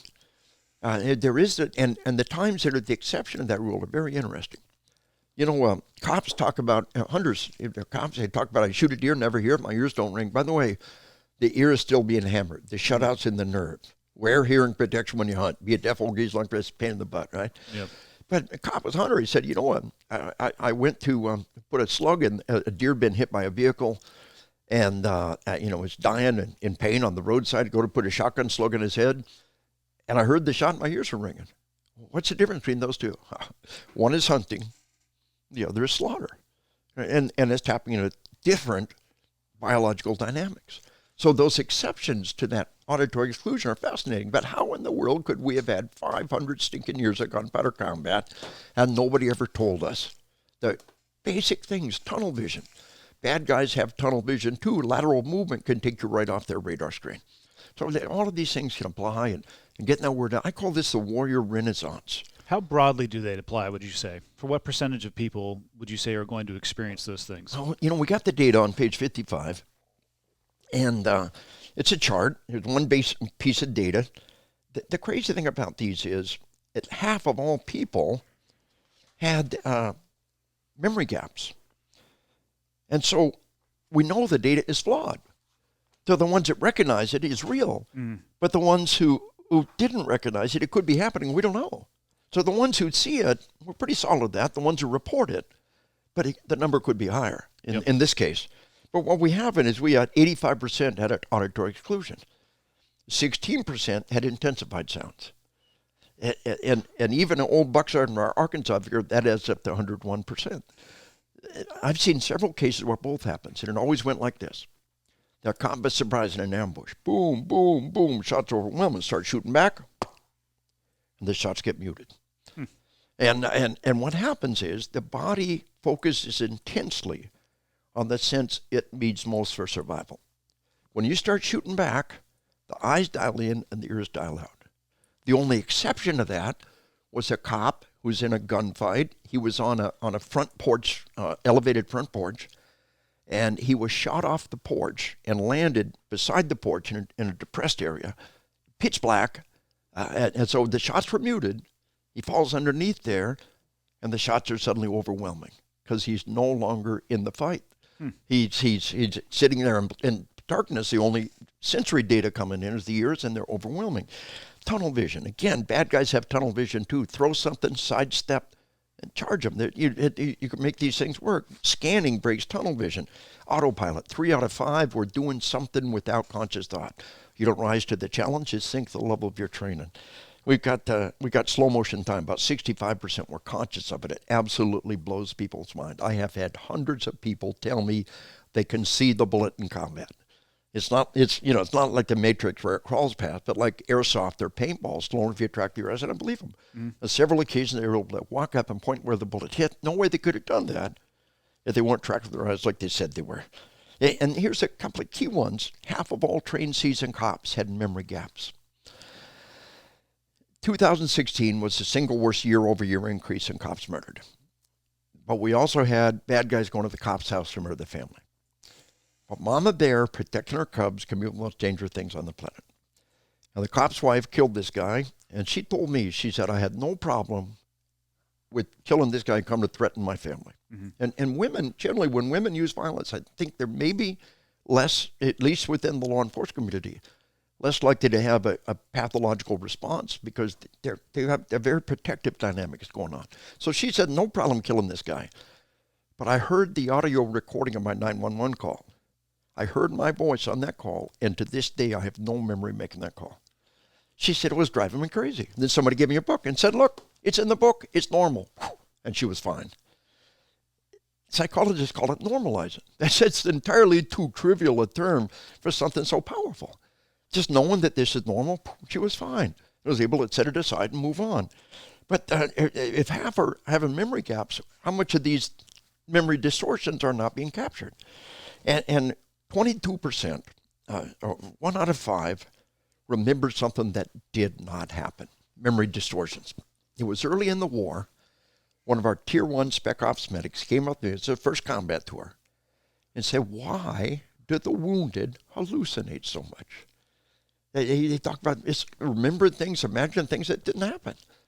And so this dynamic of memory distortions, we're truly looking, through a flawed lens to try to understand what's happening here. The state of Texas has passed the law. The cop has the right to see every video before they make their statement. There's memory gaps, there's memory distortions. You make a written statement, now you get to live with that in court. The world is going to hold that cop accountable for that video. They have every right to see, it's the law in Texas, common sense everywhere else. They have every right to see that video before they make that statement. So how much more so would it apply to armed citizens? Well, every attorney will tell you, in deadly force incident, your thumb was in fear for my life. I used my gun. Here's my gun. There's the bad guy, and I want to talk to my lawyer. I tell people, I speak at the NRA, we want you to survive psychologically, physically,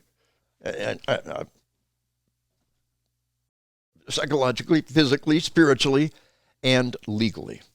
And every lawyer will tell you this is not the time to be shooting off your mouth. If 1 out of 5 cops remember something that didn't happen, if half of all cops have memory gaps, how much more so would it happen to us? If right after the incident is not the time to be talking. I want to talk to my lawyer. That's it. What happens with cops nationwide is somebody from the police union shows up, a lawyer from the union shows up, the union rep shows up, and then the lawyer's there immediately.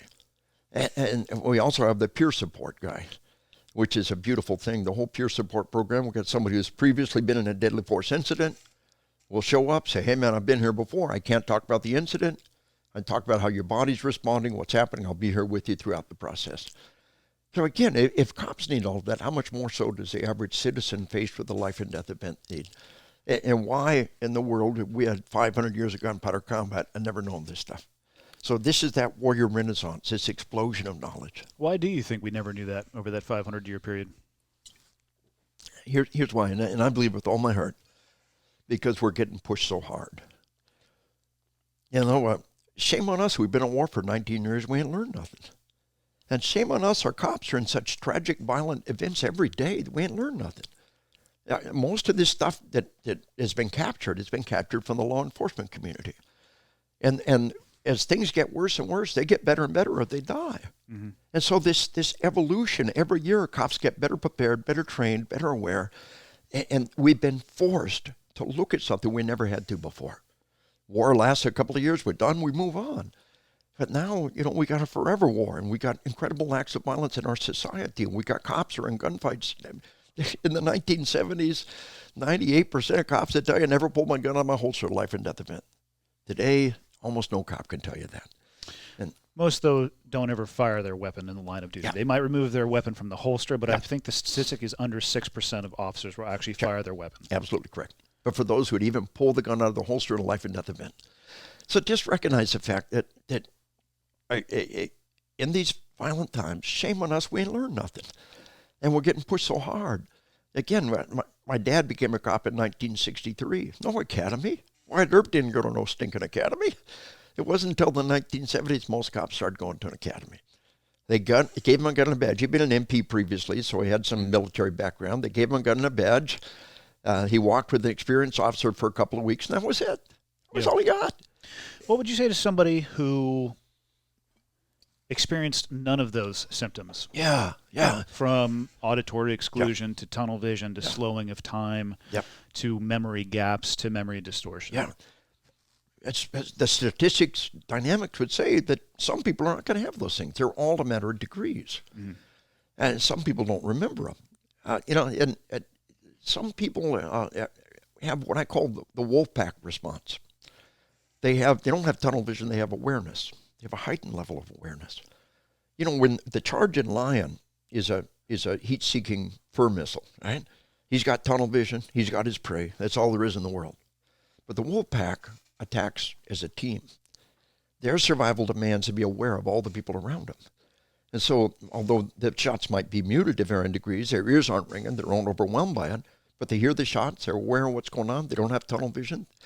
Slow motion time is really pretty rare for people to be aware of, unless it's one of those things to see in the bullet coming past you, and that blows people's minds. So I talk on combat about the charging lion versus the wolf pack response. And I think for those who, there's nothing wrong with the charging lion, the tunnel vision.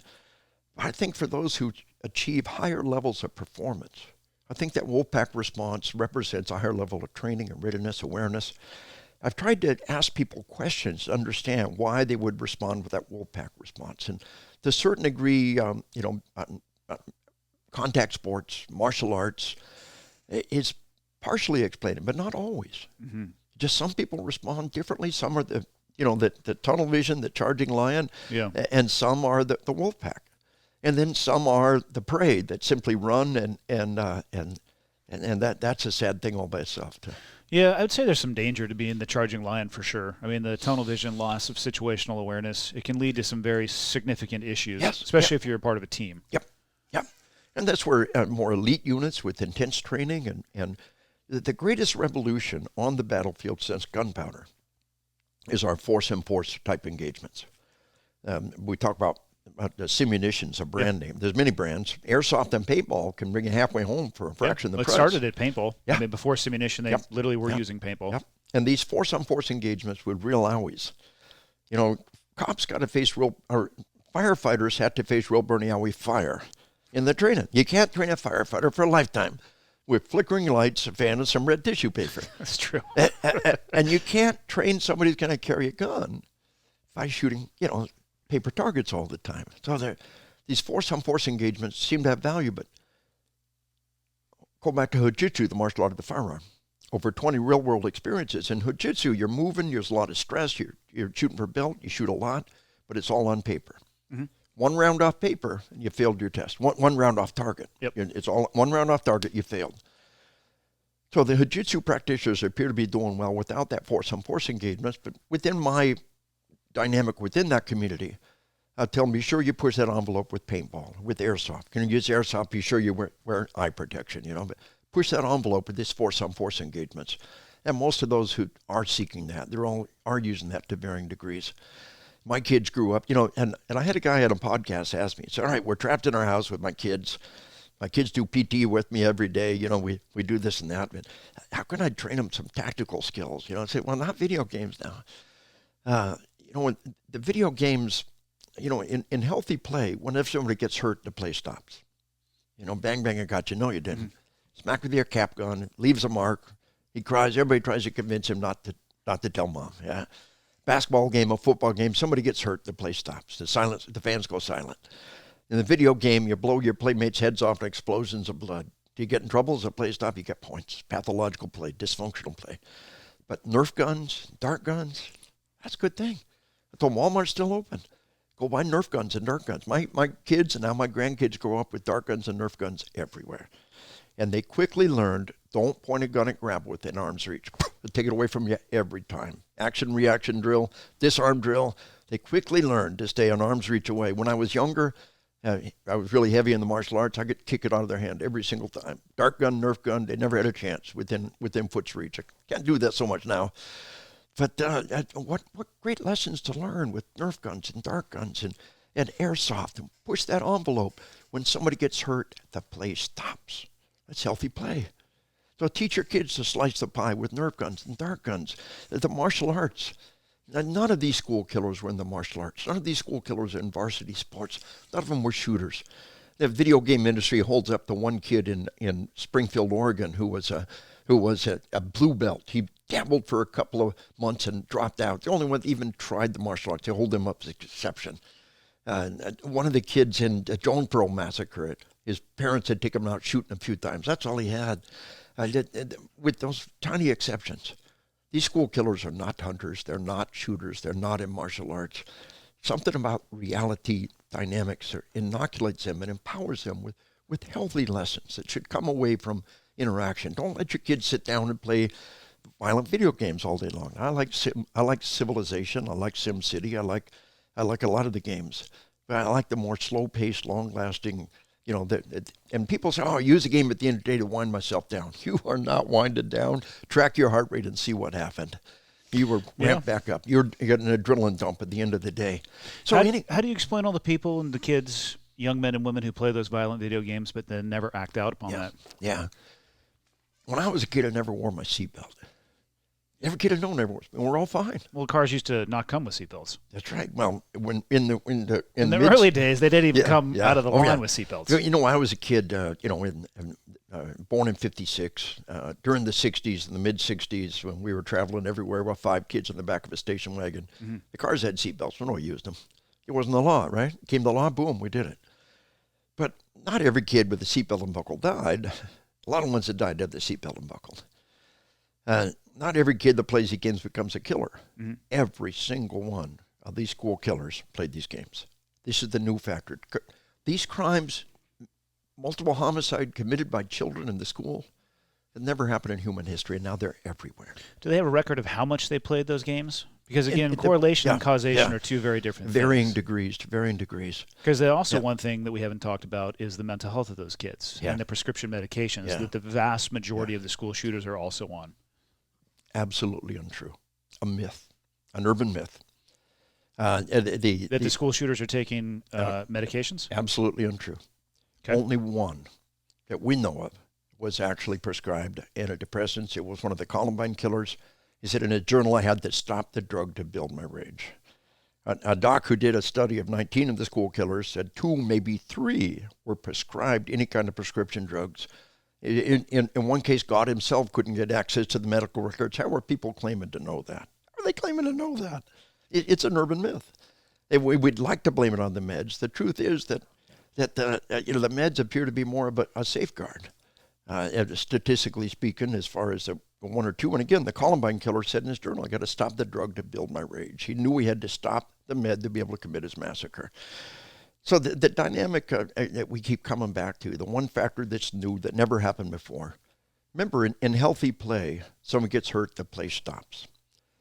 The video game... Not all play is healthy, though. In the video game, you're rewarded for inflicting death and suffering. And what these games are doing is creating a generation of bullies, too. The bullying in our schools is almost impossible to comprehend. Every couple of years, we get a new record dead by violence in our schools. Every couple of years, we rack up a new body count. Meanwhile, not a single kid has been killed by school fire in half a century. Fire sprinklers, fire exits, fire alarms. Half the cost of the school building goes into fire code for a good reason. And there's things adults can have but kids can't have. My first gun, it would have been like 1964. And I walked to the hardware store and bought a 22 caliber rifle, my own money. You know? That's not happening in the modern day. Is that a good thing? Are those laws good? Yeah, I think that's good. Yeah, I don't think a 16-year-old needs to have it. Yeah. I was 7 at the time. It was 7. Yeah, I'm sorry. I was 7. I'm going to say that rule should be changed. Yeah. So we agree, alcohol, tobacco.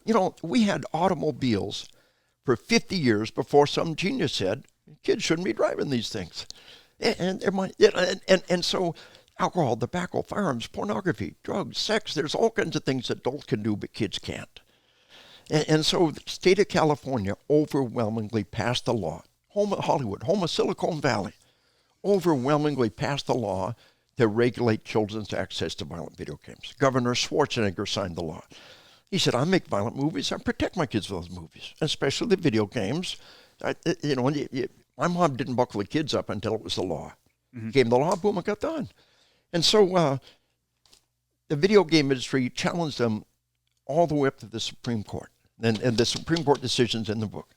They say, we have a constitutional First Amendment right to sell any game to any child at any age. You cannot stop us. You cannot regulate us in any way, shape, or form. Now, the state of California sent a couple of junior lawyers.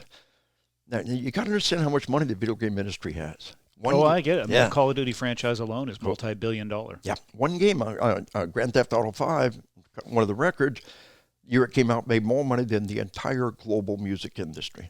So they sent the finest team of Supreme Court lawyers they could. They had 82 journalism professors, 82 media studies professors who signed a paper saying there is no scientific evidence media violence causes violence in our society. On the other side were definitive statements, AMA, and the APA, the Surgeon General, the Attorney General. A dozen sound, and they conned several men never played Pong in their life, overturning the California law. Now, did you know that case even occurred? Did you know that? No. No. And nobody knows. It's in the book, Assassination Generation. You really want to understand the situation, the battle, where they're at. When I was a kid, you could walk into the store and buy tobacco. My dad started smoking in 1940 when he was 5 years old. Oh, no, here's what they said back then. They said, hey, kid, tobacco, candy will rot your teeth. Candy rots your teeth. Everybody knows that. Tobacco is good for you. They honestly believe that tobacco is good for you. They say, hey, it's his own money. He can spend it any way he wants. Tobacco is good for you. They had ads in the newspapers. Dentists saying, this is my favorite brand. Doctors, most doctors smoke remember this the Marlboro ads. Yeah. I saw a little bit of this with the vaping, how the first information out of the blocks was that how vaping is healthier, a healthier alternative to smoking, which has been walked back. Yeah. And so the tobacco industry fought tooth and nail, decade after decade, over one thing, to keep selling tobacco to children. And then what's it about? Don't sell these games to children. Adults can do whatever they want to do. That's what the issue is. And the data's there. And again, until it becomes a law, if you'd have told my mom to buckle those 5 kids up, she said it wasn't possible. Do you think it will do you think it will ever become the law? Absolutely. And I want to stay in the fight long enough to see those guys finally brought under control. Like tobacco and firearms and alcohol. And, my dad, at 5 years old, buying Tobacco. Me at 7 years old buying a .22 caliber rifle. Those are not good things. We've learned.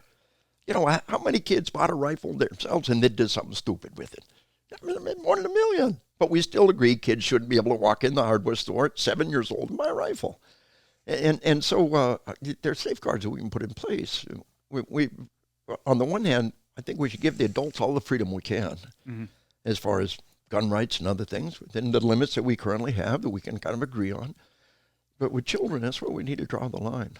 And the fact is that around the world, I briefed the vice president. He homed in on one particular thing. I said 5,000 years of recorded history, 500 years of gunpowder combat, 150 years repeating firearms, and not one single time in the history of the world has any child come to this school and committed a multiple homicide.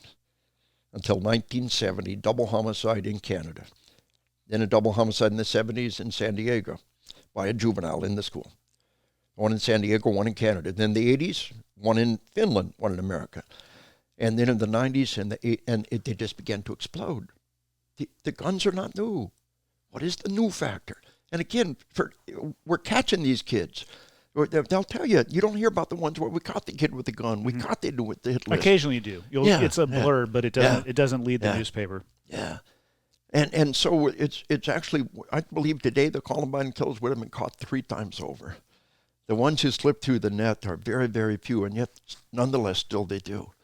And so as a society, I'm determined to hang into the fight until we get this reeled in. Again, we had automobiles for 50 years before somebody said, kids really shouldn't be driving these things. Yeah, it's tough. Alcohol, tobacco, and even to include firearms. Alcohol and tobacco, if you get cancer, throat cancer, it's pretty easy to draw a direct link back to the tobacco. Yeah.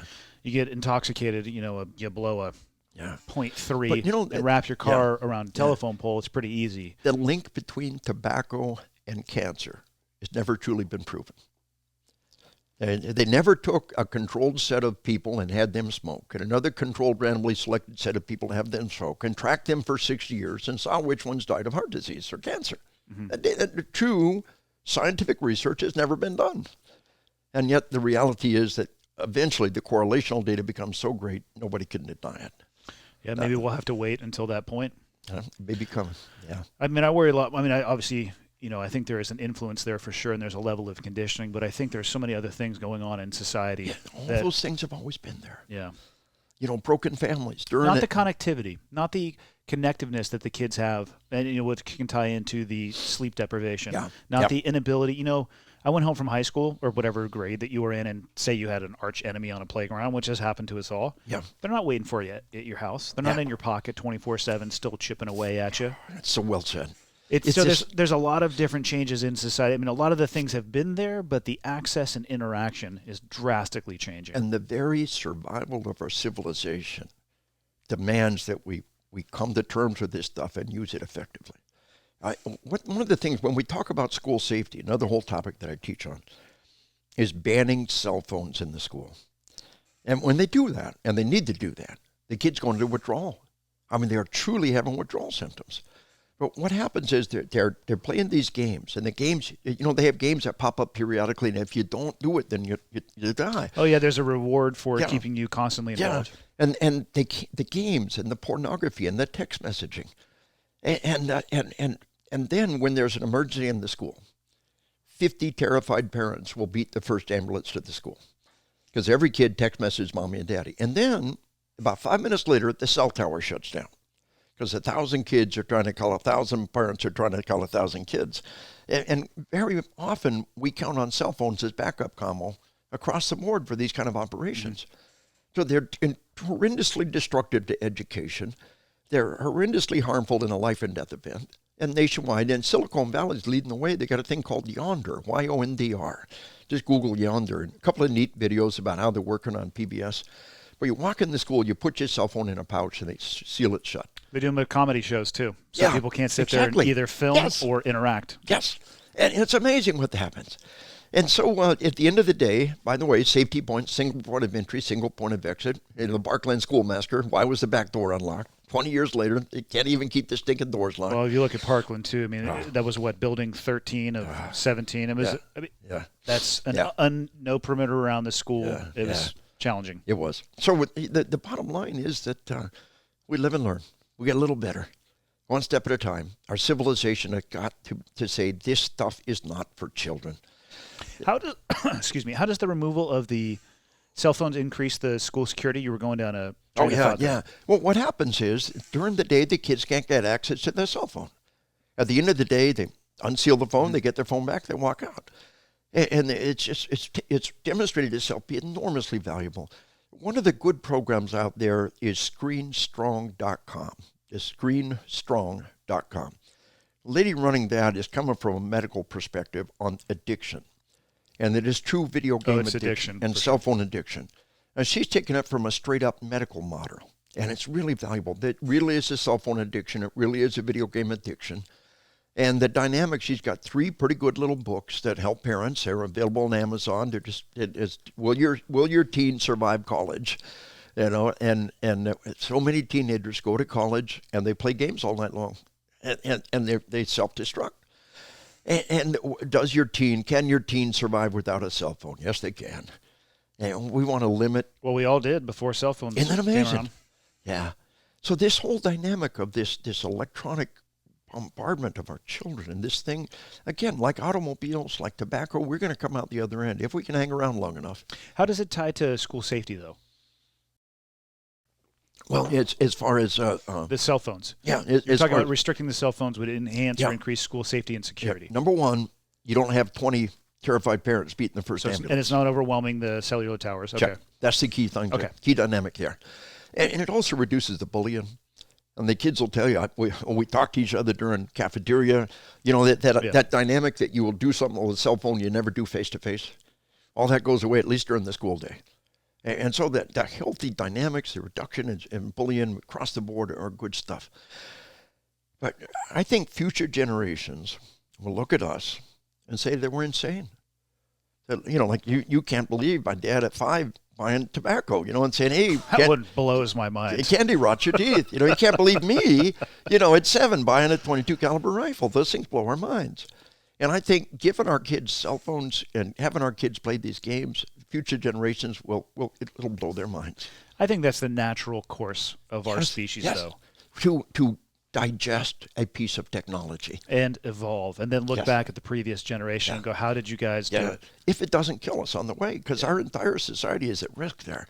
And we need our sheepdogs, we need our veterans. But I'll give you one last angle on this. I want to get credit being the first guy, and truly, it's all me, identified the necktie. Now, neckties have been in fashion for over 100 years. Fashions come and go. It starts at your crotch. It comes up here. It's a big knob up there. It's a dick. It's a dick. It is. And 100 years from now. Okay. Where are we going with this? Wait a minute. I like this. They're all wearing dicks. They're all wearing dicks. You know, they got the president, got this big red power tie and this thing up there, you know. Big red power dick. It's a big red dick. And I tell my cops, look, you and your partner show up at the front door with your suit on and you got your tie, and he doesn't. The monkey brain goes, ooh, ooh, ooh. It really does work. There's a reason why it stayed around. And women almost never wear ties. If they do, it's demeaning. The monkey brain says, oh, what's that? And of course, you know, a guy that wears a bow tie says, I'm not playing that game. Yeah. And of course, the cowboy. What does an ascot say? Yeah, well, you know, I don't know about that one, but the cowboy, you got a little string tie, you know. The cowboy says, I got your dick right here, buddy, you know. So what I'm getting from this is I need to get a tie that goes down to like mid-knee. No, mid-shin. No, right here. No, because you want a bigger one. No, you want a vein. You want like a pulsing vein. All right. I like the path we're going down. Know, but I want to get credit for being the first one to say, dudes, why are we all wearing these dicks? And 100 years, I'd say, couldn't they see it? Pick the little kids with it, you know, and the elders of the church all got their pictures that they're wearing the dicks. Yeah. Couldn't they see it? I want to get credit for the first one to see things clearly. What's really happening in combat? How do people really respond to killing? Hunting, or the book on hunting. How do people really respond to hunting? What's happening in your mind and body, and how does that fit into ecology in the modern world? I just want to be remembered as a guy who looked at things deeper. When did you first start studying killing? You know, it was 1975. I was young, I think E4 at the time. And we didn't even cover your military history.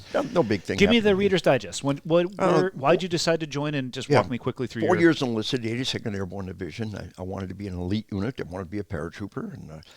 And I always had this model in my head. I wanted to go to OCS. Maybe the most powerful, influential book in my lifetime was probably Robert Heinlein's Starship Troopers.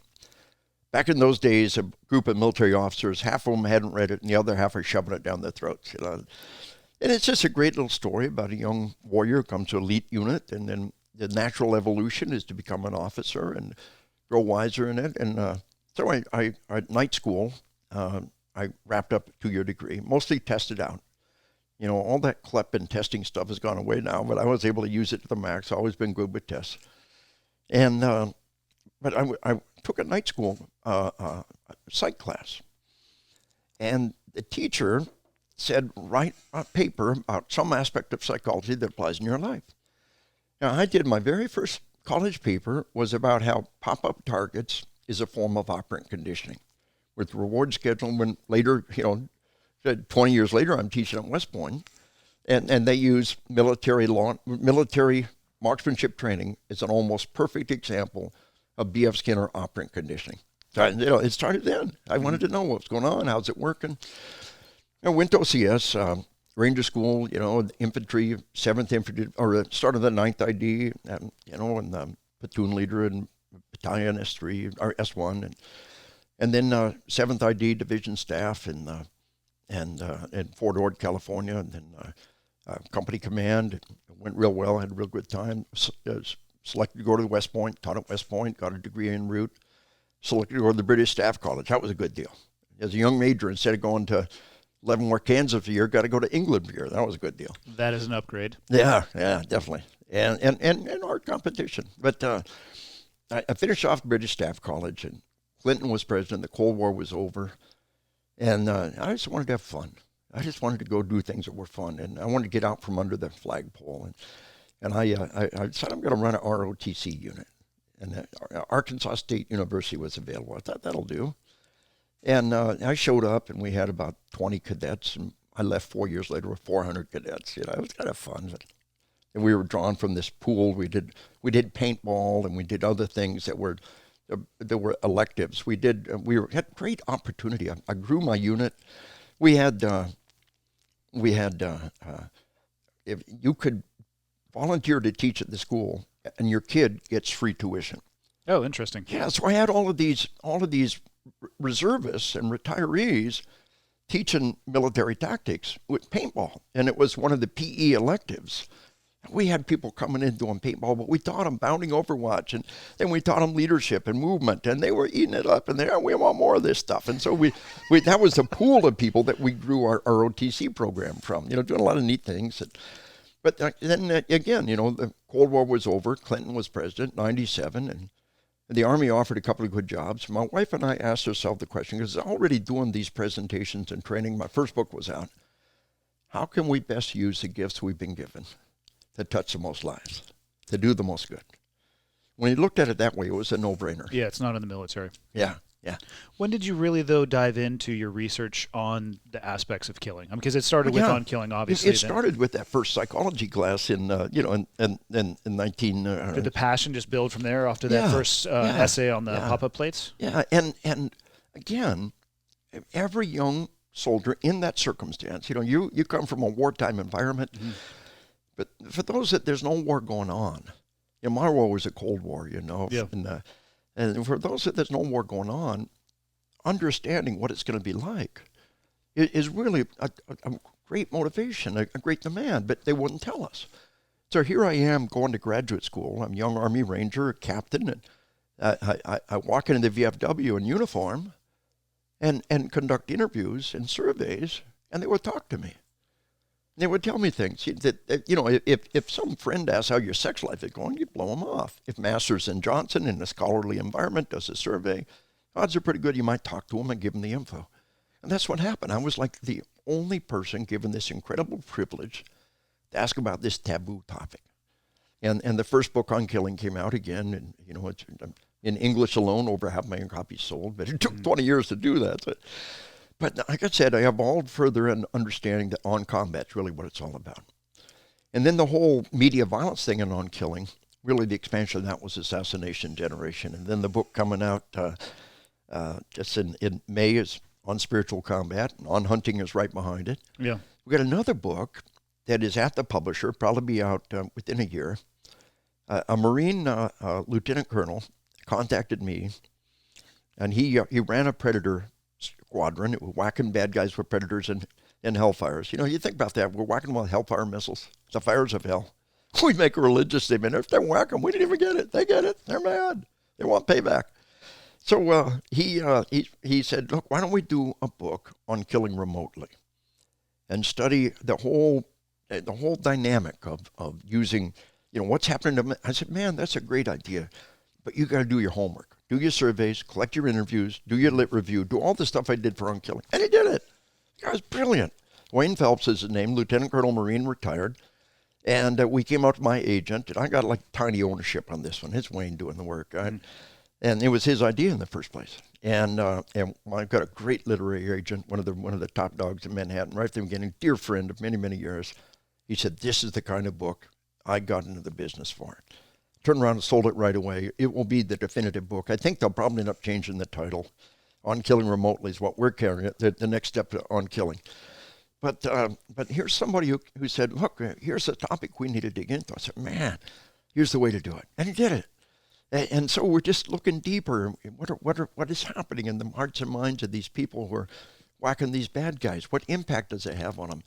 How do they have a post-traumatic response? How could that be happening? And what can we do to prevent that? So it's really been a great ride every step of the way. I had heard anecdotally, or maybe not even anecdotally, third or fifth or whatever hand, that the pilots of those drones are suffering at a statistically pretty high level from post-traumatic stress. Some are. I should say yes, Yeah. some. Yeah, it is still a small minority, Yeah. but it is happening. Because how can that happen? Well, here's what's happening, and it's interesting. They get what they call pattern of life, POL. Yep. And they'll follow this guy for months, and then they'll find the right time to kill him, and then they'll whack him, and then they watch the family come and pick up the bits and pieces and walk off with him, and then, you know, and so there's this dynamic. What we said in the book was just break this thing down. The guy that shoots him should never be one that searches the body. You know, you divide things up. That somebody gave the order, and they're doing a pretty good job. There's diffusion. There's an operator and a pilot. Two-person integrity. Diffusion of responsibility. Yep. And we've got leadership that gives the order, but we still could divide this package up into something, you know, more digestible. One guy makes the whack, and then another guy does the PDA, the battle damage assessment afterwards, and divide this thing up. We don't have to do this. Whether or not, and I've said that almost every squadron. And then another thing that they're doing is their sleep cycles. They're rotating shifts. And one of the worst things you could do is rotating shifts. It is horrendously destructive. You got to achieve as much stability as possible. And the dynamic becomes, bid for your shift based on seniority. Want to stay in that shift for a lifetime? Good for you. Stay on that shift. You know, you got the seniority. You've earned the right to move to another shift. In law enforcement today, you know, sleep and fatigue is the defining challenge. And within these guys, these sleep cycles are killing them. Rotating shifts it destroys families. It takes years off your life. It's one of the most horrendous things we could be doing. So we mentioned that in the book as well. We'll see if anybody pays any attention. But you combine the fact that, and we keep it in perspective. All right, you know, the guys go to Afghanistan, they come back, and it's over. These guys, it's never over. But keep that in perspective. My cops faced that for 30 years. The cops are in the mean streets every day for 30 years. And, you know, and very few of them have post-traumatic stress from that experience. You know, we try to find, you know, you say, oh, yeah, they're different. They do it forever. Well, you know, they never get a break. Well, the same thing's true of cops. And they're not coming apart at the seams. So, you know, don't cop a pity party here. Yeah. But recognize the potential for harm and find ways to do a better job. When you started researching killing, and as you were going through right in the book, can you think back on anything that you discovered or had a revelation that surprised you the most that you weren't expecting? Yeah. Well, On Combat is where so many of those things happened. On Killing, I think maybe the key revelation is that for those who do it right, it's not that big a deal. The biggest thing that came out of On Killing was a section that I call the Killing in Vietnam, What Have We Done to Our Soldiers? Mm-hmm. And when you really just peel up the lid and see what we did to those Vietnam-era soldiers, individual replacement, you arrived as a stranger, nobody knew you, nobody trusted you, you're the F&G, you were hated and despised. Yeah. A year later, you're the guy everybody depended on, they leaned on, you left and abandoned your friends in the middle of battle. They came home and were spit on, other things that happened, purification ritual that wasn't there. But you know, the last section in On Killing, my literary agent, Richard Curtis, one of the real legends in that field, I sent a query letter to him on this, and he said, nobody's going to take this book away from you. He said, this is going to be an amazing book. He said, but that last section, you see, by the way, the same thing's happening to our kids. Why don't you expand on that and make that another whole section? And I did. I came back to him about a year later, and the book's taken off.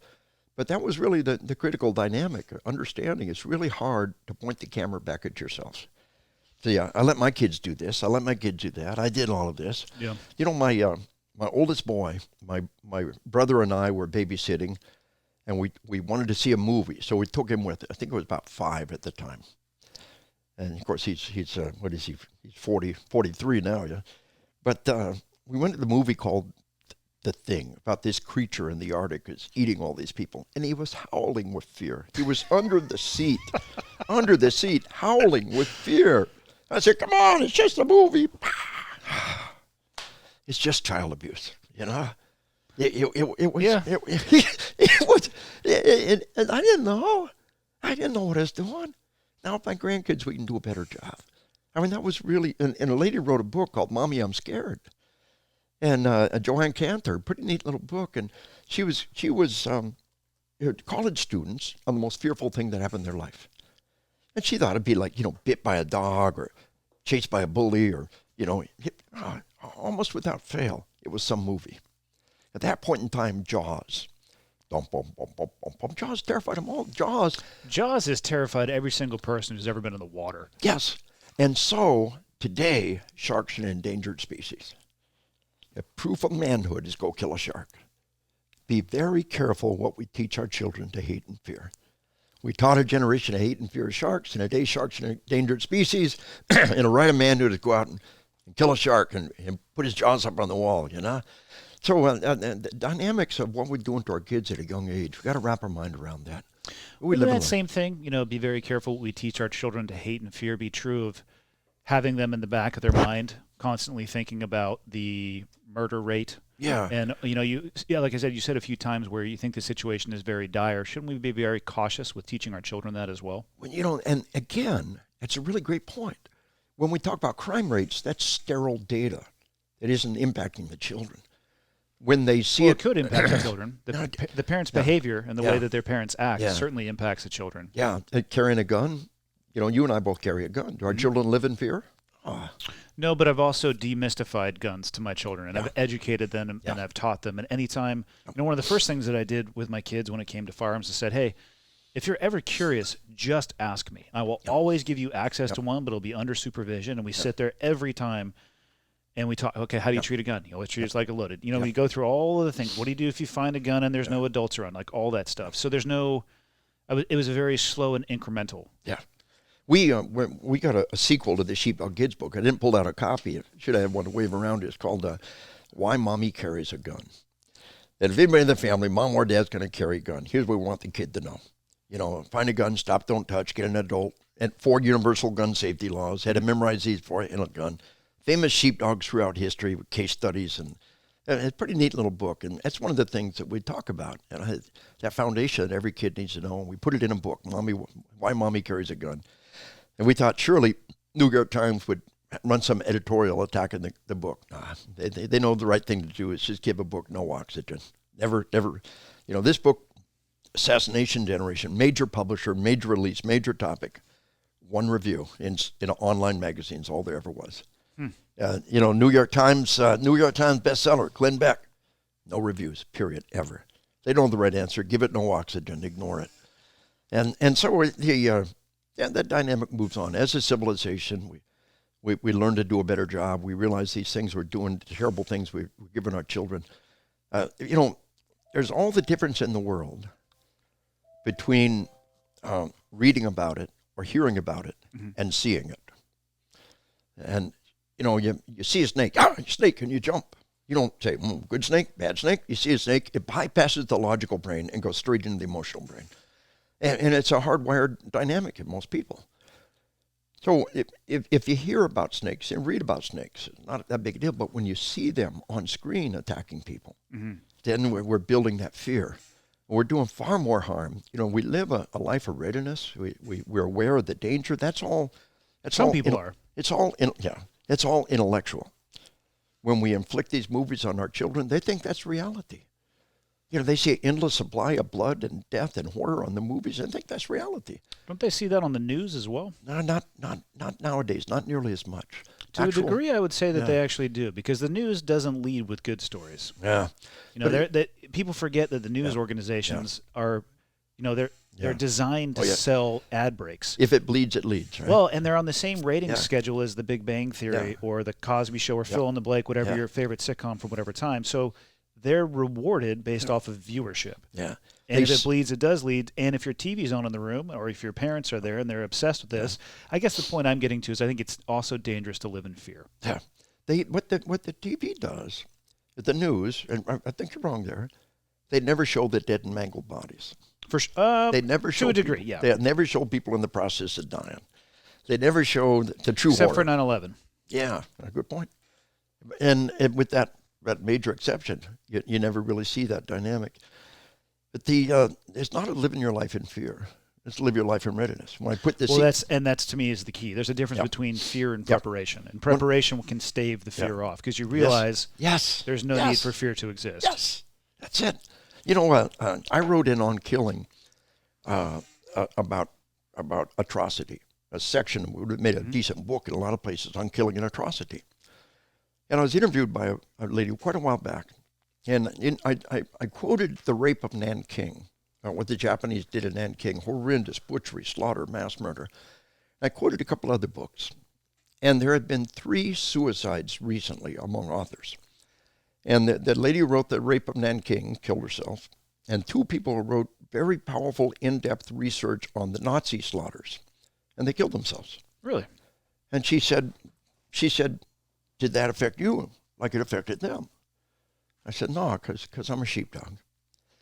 He said, I know what to do. One of my friends, a guy named Phil Chalmers, wrote a book called Inside the Mind of a Teen Killer. Great book. And Phil does law enforcement training, and he shows crime scene photos. And I'm talking about slaughtered families and slaughtered bodies and walking through the mass murderers in these crime scene photos. And civilians walk out the door with PTSD. I walk out the door with determination to never be away from my gun. I'm a sheepdog. There's danger. I know what to do about it. But when the sheep are confronted with danger and have no capacity to do anything about it, then they spin into a pathological tailspin. Which gets to why I feel like the sheep is actually the most dangerous portion of that particular analogy. Amen. But remember, it's not a yes or no. It's for sure. A matter of degrees. A lot of people come a few steps up that path, and that's a good thing. So we see where we end up, and it's going to get a hell of a lot worse before it gets better. What timeline would you put that estimation on? I'm not sure. I think within the next 5 years. You know what? My book came out in 1995. Mm-hmm. I predicted juvenile mass murders. And 98 was the Jonesboro Massacre. 99 was Columbine. And it's a matter of record. I predicted it was coming. I predicted we're going to see college massacres. I predicted we're going to see, and by the way, Russia, another one that had been announced a little over a year ago. Russia had a guy walk on campus and murdered 20 people on campus, wounded 50. Did you hear about it? No. Russia is not incredibly good at sharing information that they don't want to get out. It's in the news. It was in the news. Google Russian school massacre. Oh, I'm sure you can find it on Google. Yeah. It was their own. It was reported around the world. It was like that Italian school bus thing. Yeah, but college massacres are coming. They're going to grow up and give us as adults crimes. And I said we're going to see. We'd seen China massacres in the schools. We'd seen We'd seen Dunblane, Scotland. A guy came in a kindergarten class and murdered a classroom. I'm going to tell my audience for years that we're going to see adults come in our schools and commit massacres. And of course, we had Sandy Hook Elementary School. And so what's coming next is daycare massacres, school bus massacres. I mean, we've left those wide open. We see examples worldwide. It's a matter of, in the next 5 years or so, I pray that I'm wrong. I hope that I'm wrong. And we're going to see somebody using vehicles as a weapon of mass murder. It's just the low-hanging fruit, and maybe stepping out, finish off the survivors. These are things that I think are just obvious. They're low-hanging fruit for any bad guy who wants to get... And what's left to shock us? What's left to stun us? You know, school massacres don't do it anymore. But a busload of dead kids, or even worse, daycare massacres. I think the school shootings still shock people. Yeah, maybe not to the degree. Yeah. But I think that they're still shocking in nature. Can you name the last one that at least 10 died? And Parkland is the last one that I remember that comes to mind. Yeah, in Parkland, shortly after Parkland, we had 10 dead in a school in Santa Fe, Texas. 10 dead in Texas. They're not even. I do remember that. They started. It was a woodshop class. Yeah. I just didn't remember the location. No, the woodshop class. I think that one was in Colorado, and that's the one where the kid jumped on him, and it was in a STEM school. The one in. I'd have to check. Yeah, the interesting guy had a pump shotgun under his trench coat.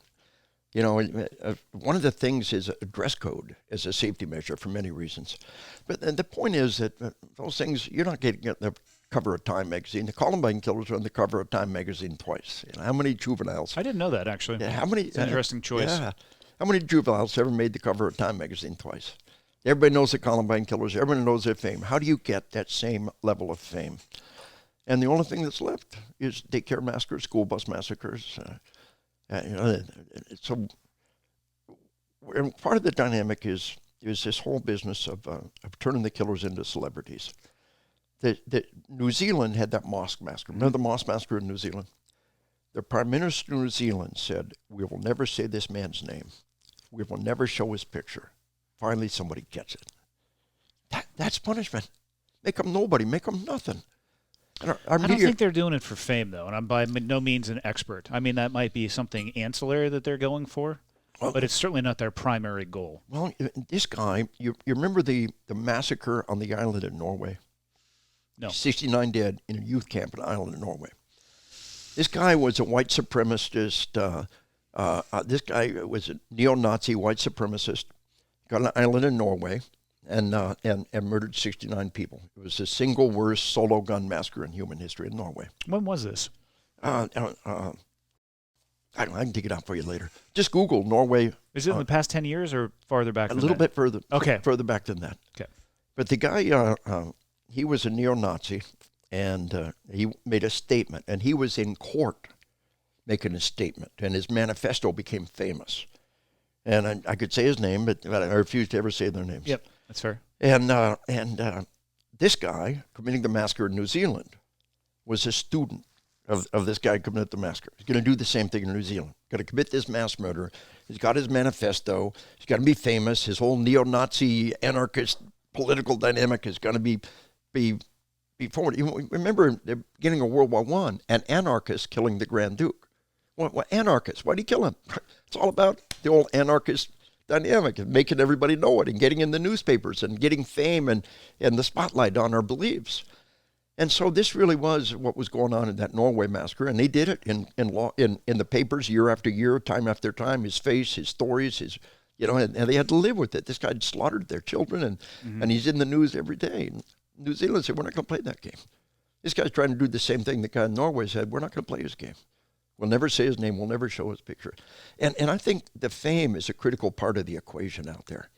It is part of this toxic cocktail that has made it possible, the media turning these killers into celebrities. And every time they say their name, every time they show their picture, there's some good data. A professor in Colorado just did some good research. I believe he's proven without a doubt that the media turning these killers into celebrities is inspiring others to do the same. Now, the beat goes on. Bad times are in front of us. The murder rate's up. Latin America's a howling war zone coming across our border. No end to that anytime soon.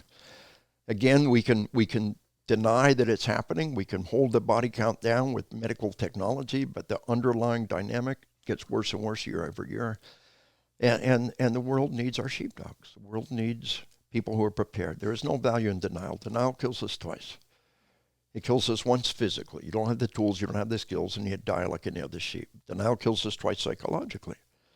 Because even if you survive, you live the rest of your life in hell. At some level, you know there's things you could and should have done to prevent it. Preparation saves us twice. It saves us once physically. You have the tools, you have the skills, and you're triumphant. But even if you fail, you can live with yourself because it did everything it can do. And so I encourage people to take a few steps up that sheepdog path. And like Officer Greg Stevens, don't be content with just having a gun. And go to the range. Build your skills. Jiu-jitsu, the martial art of the firearm. I think it's a major growth industry in America. I think it's going to take off. If you're into martial arts at all, if you're a shooter at all, combine them together and start a dojo and take off. And good things are happening there. And you push that envelope with proper, responsible training.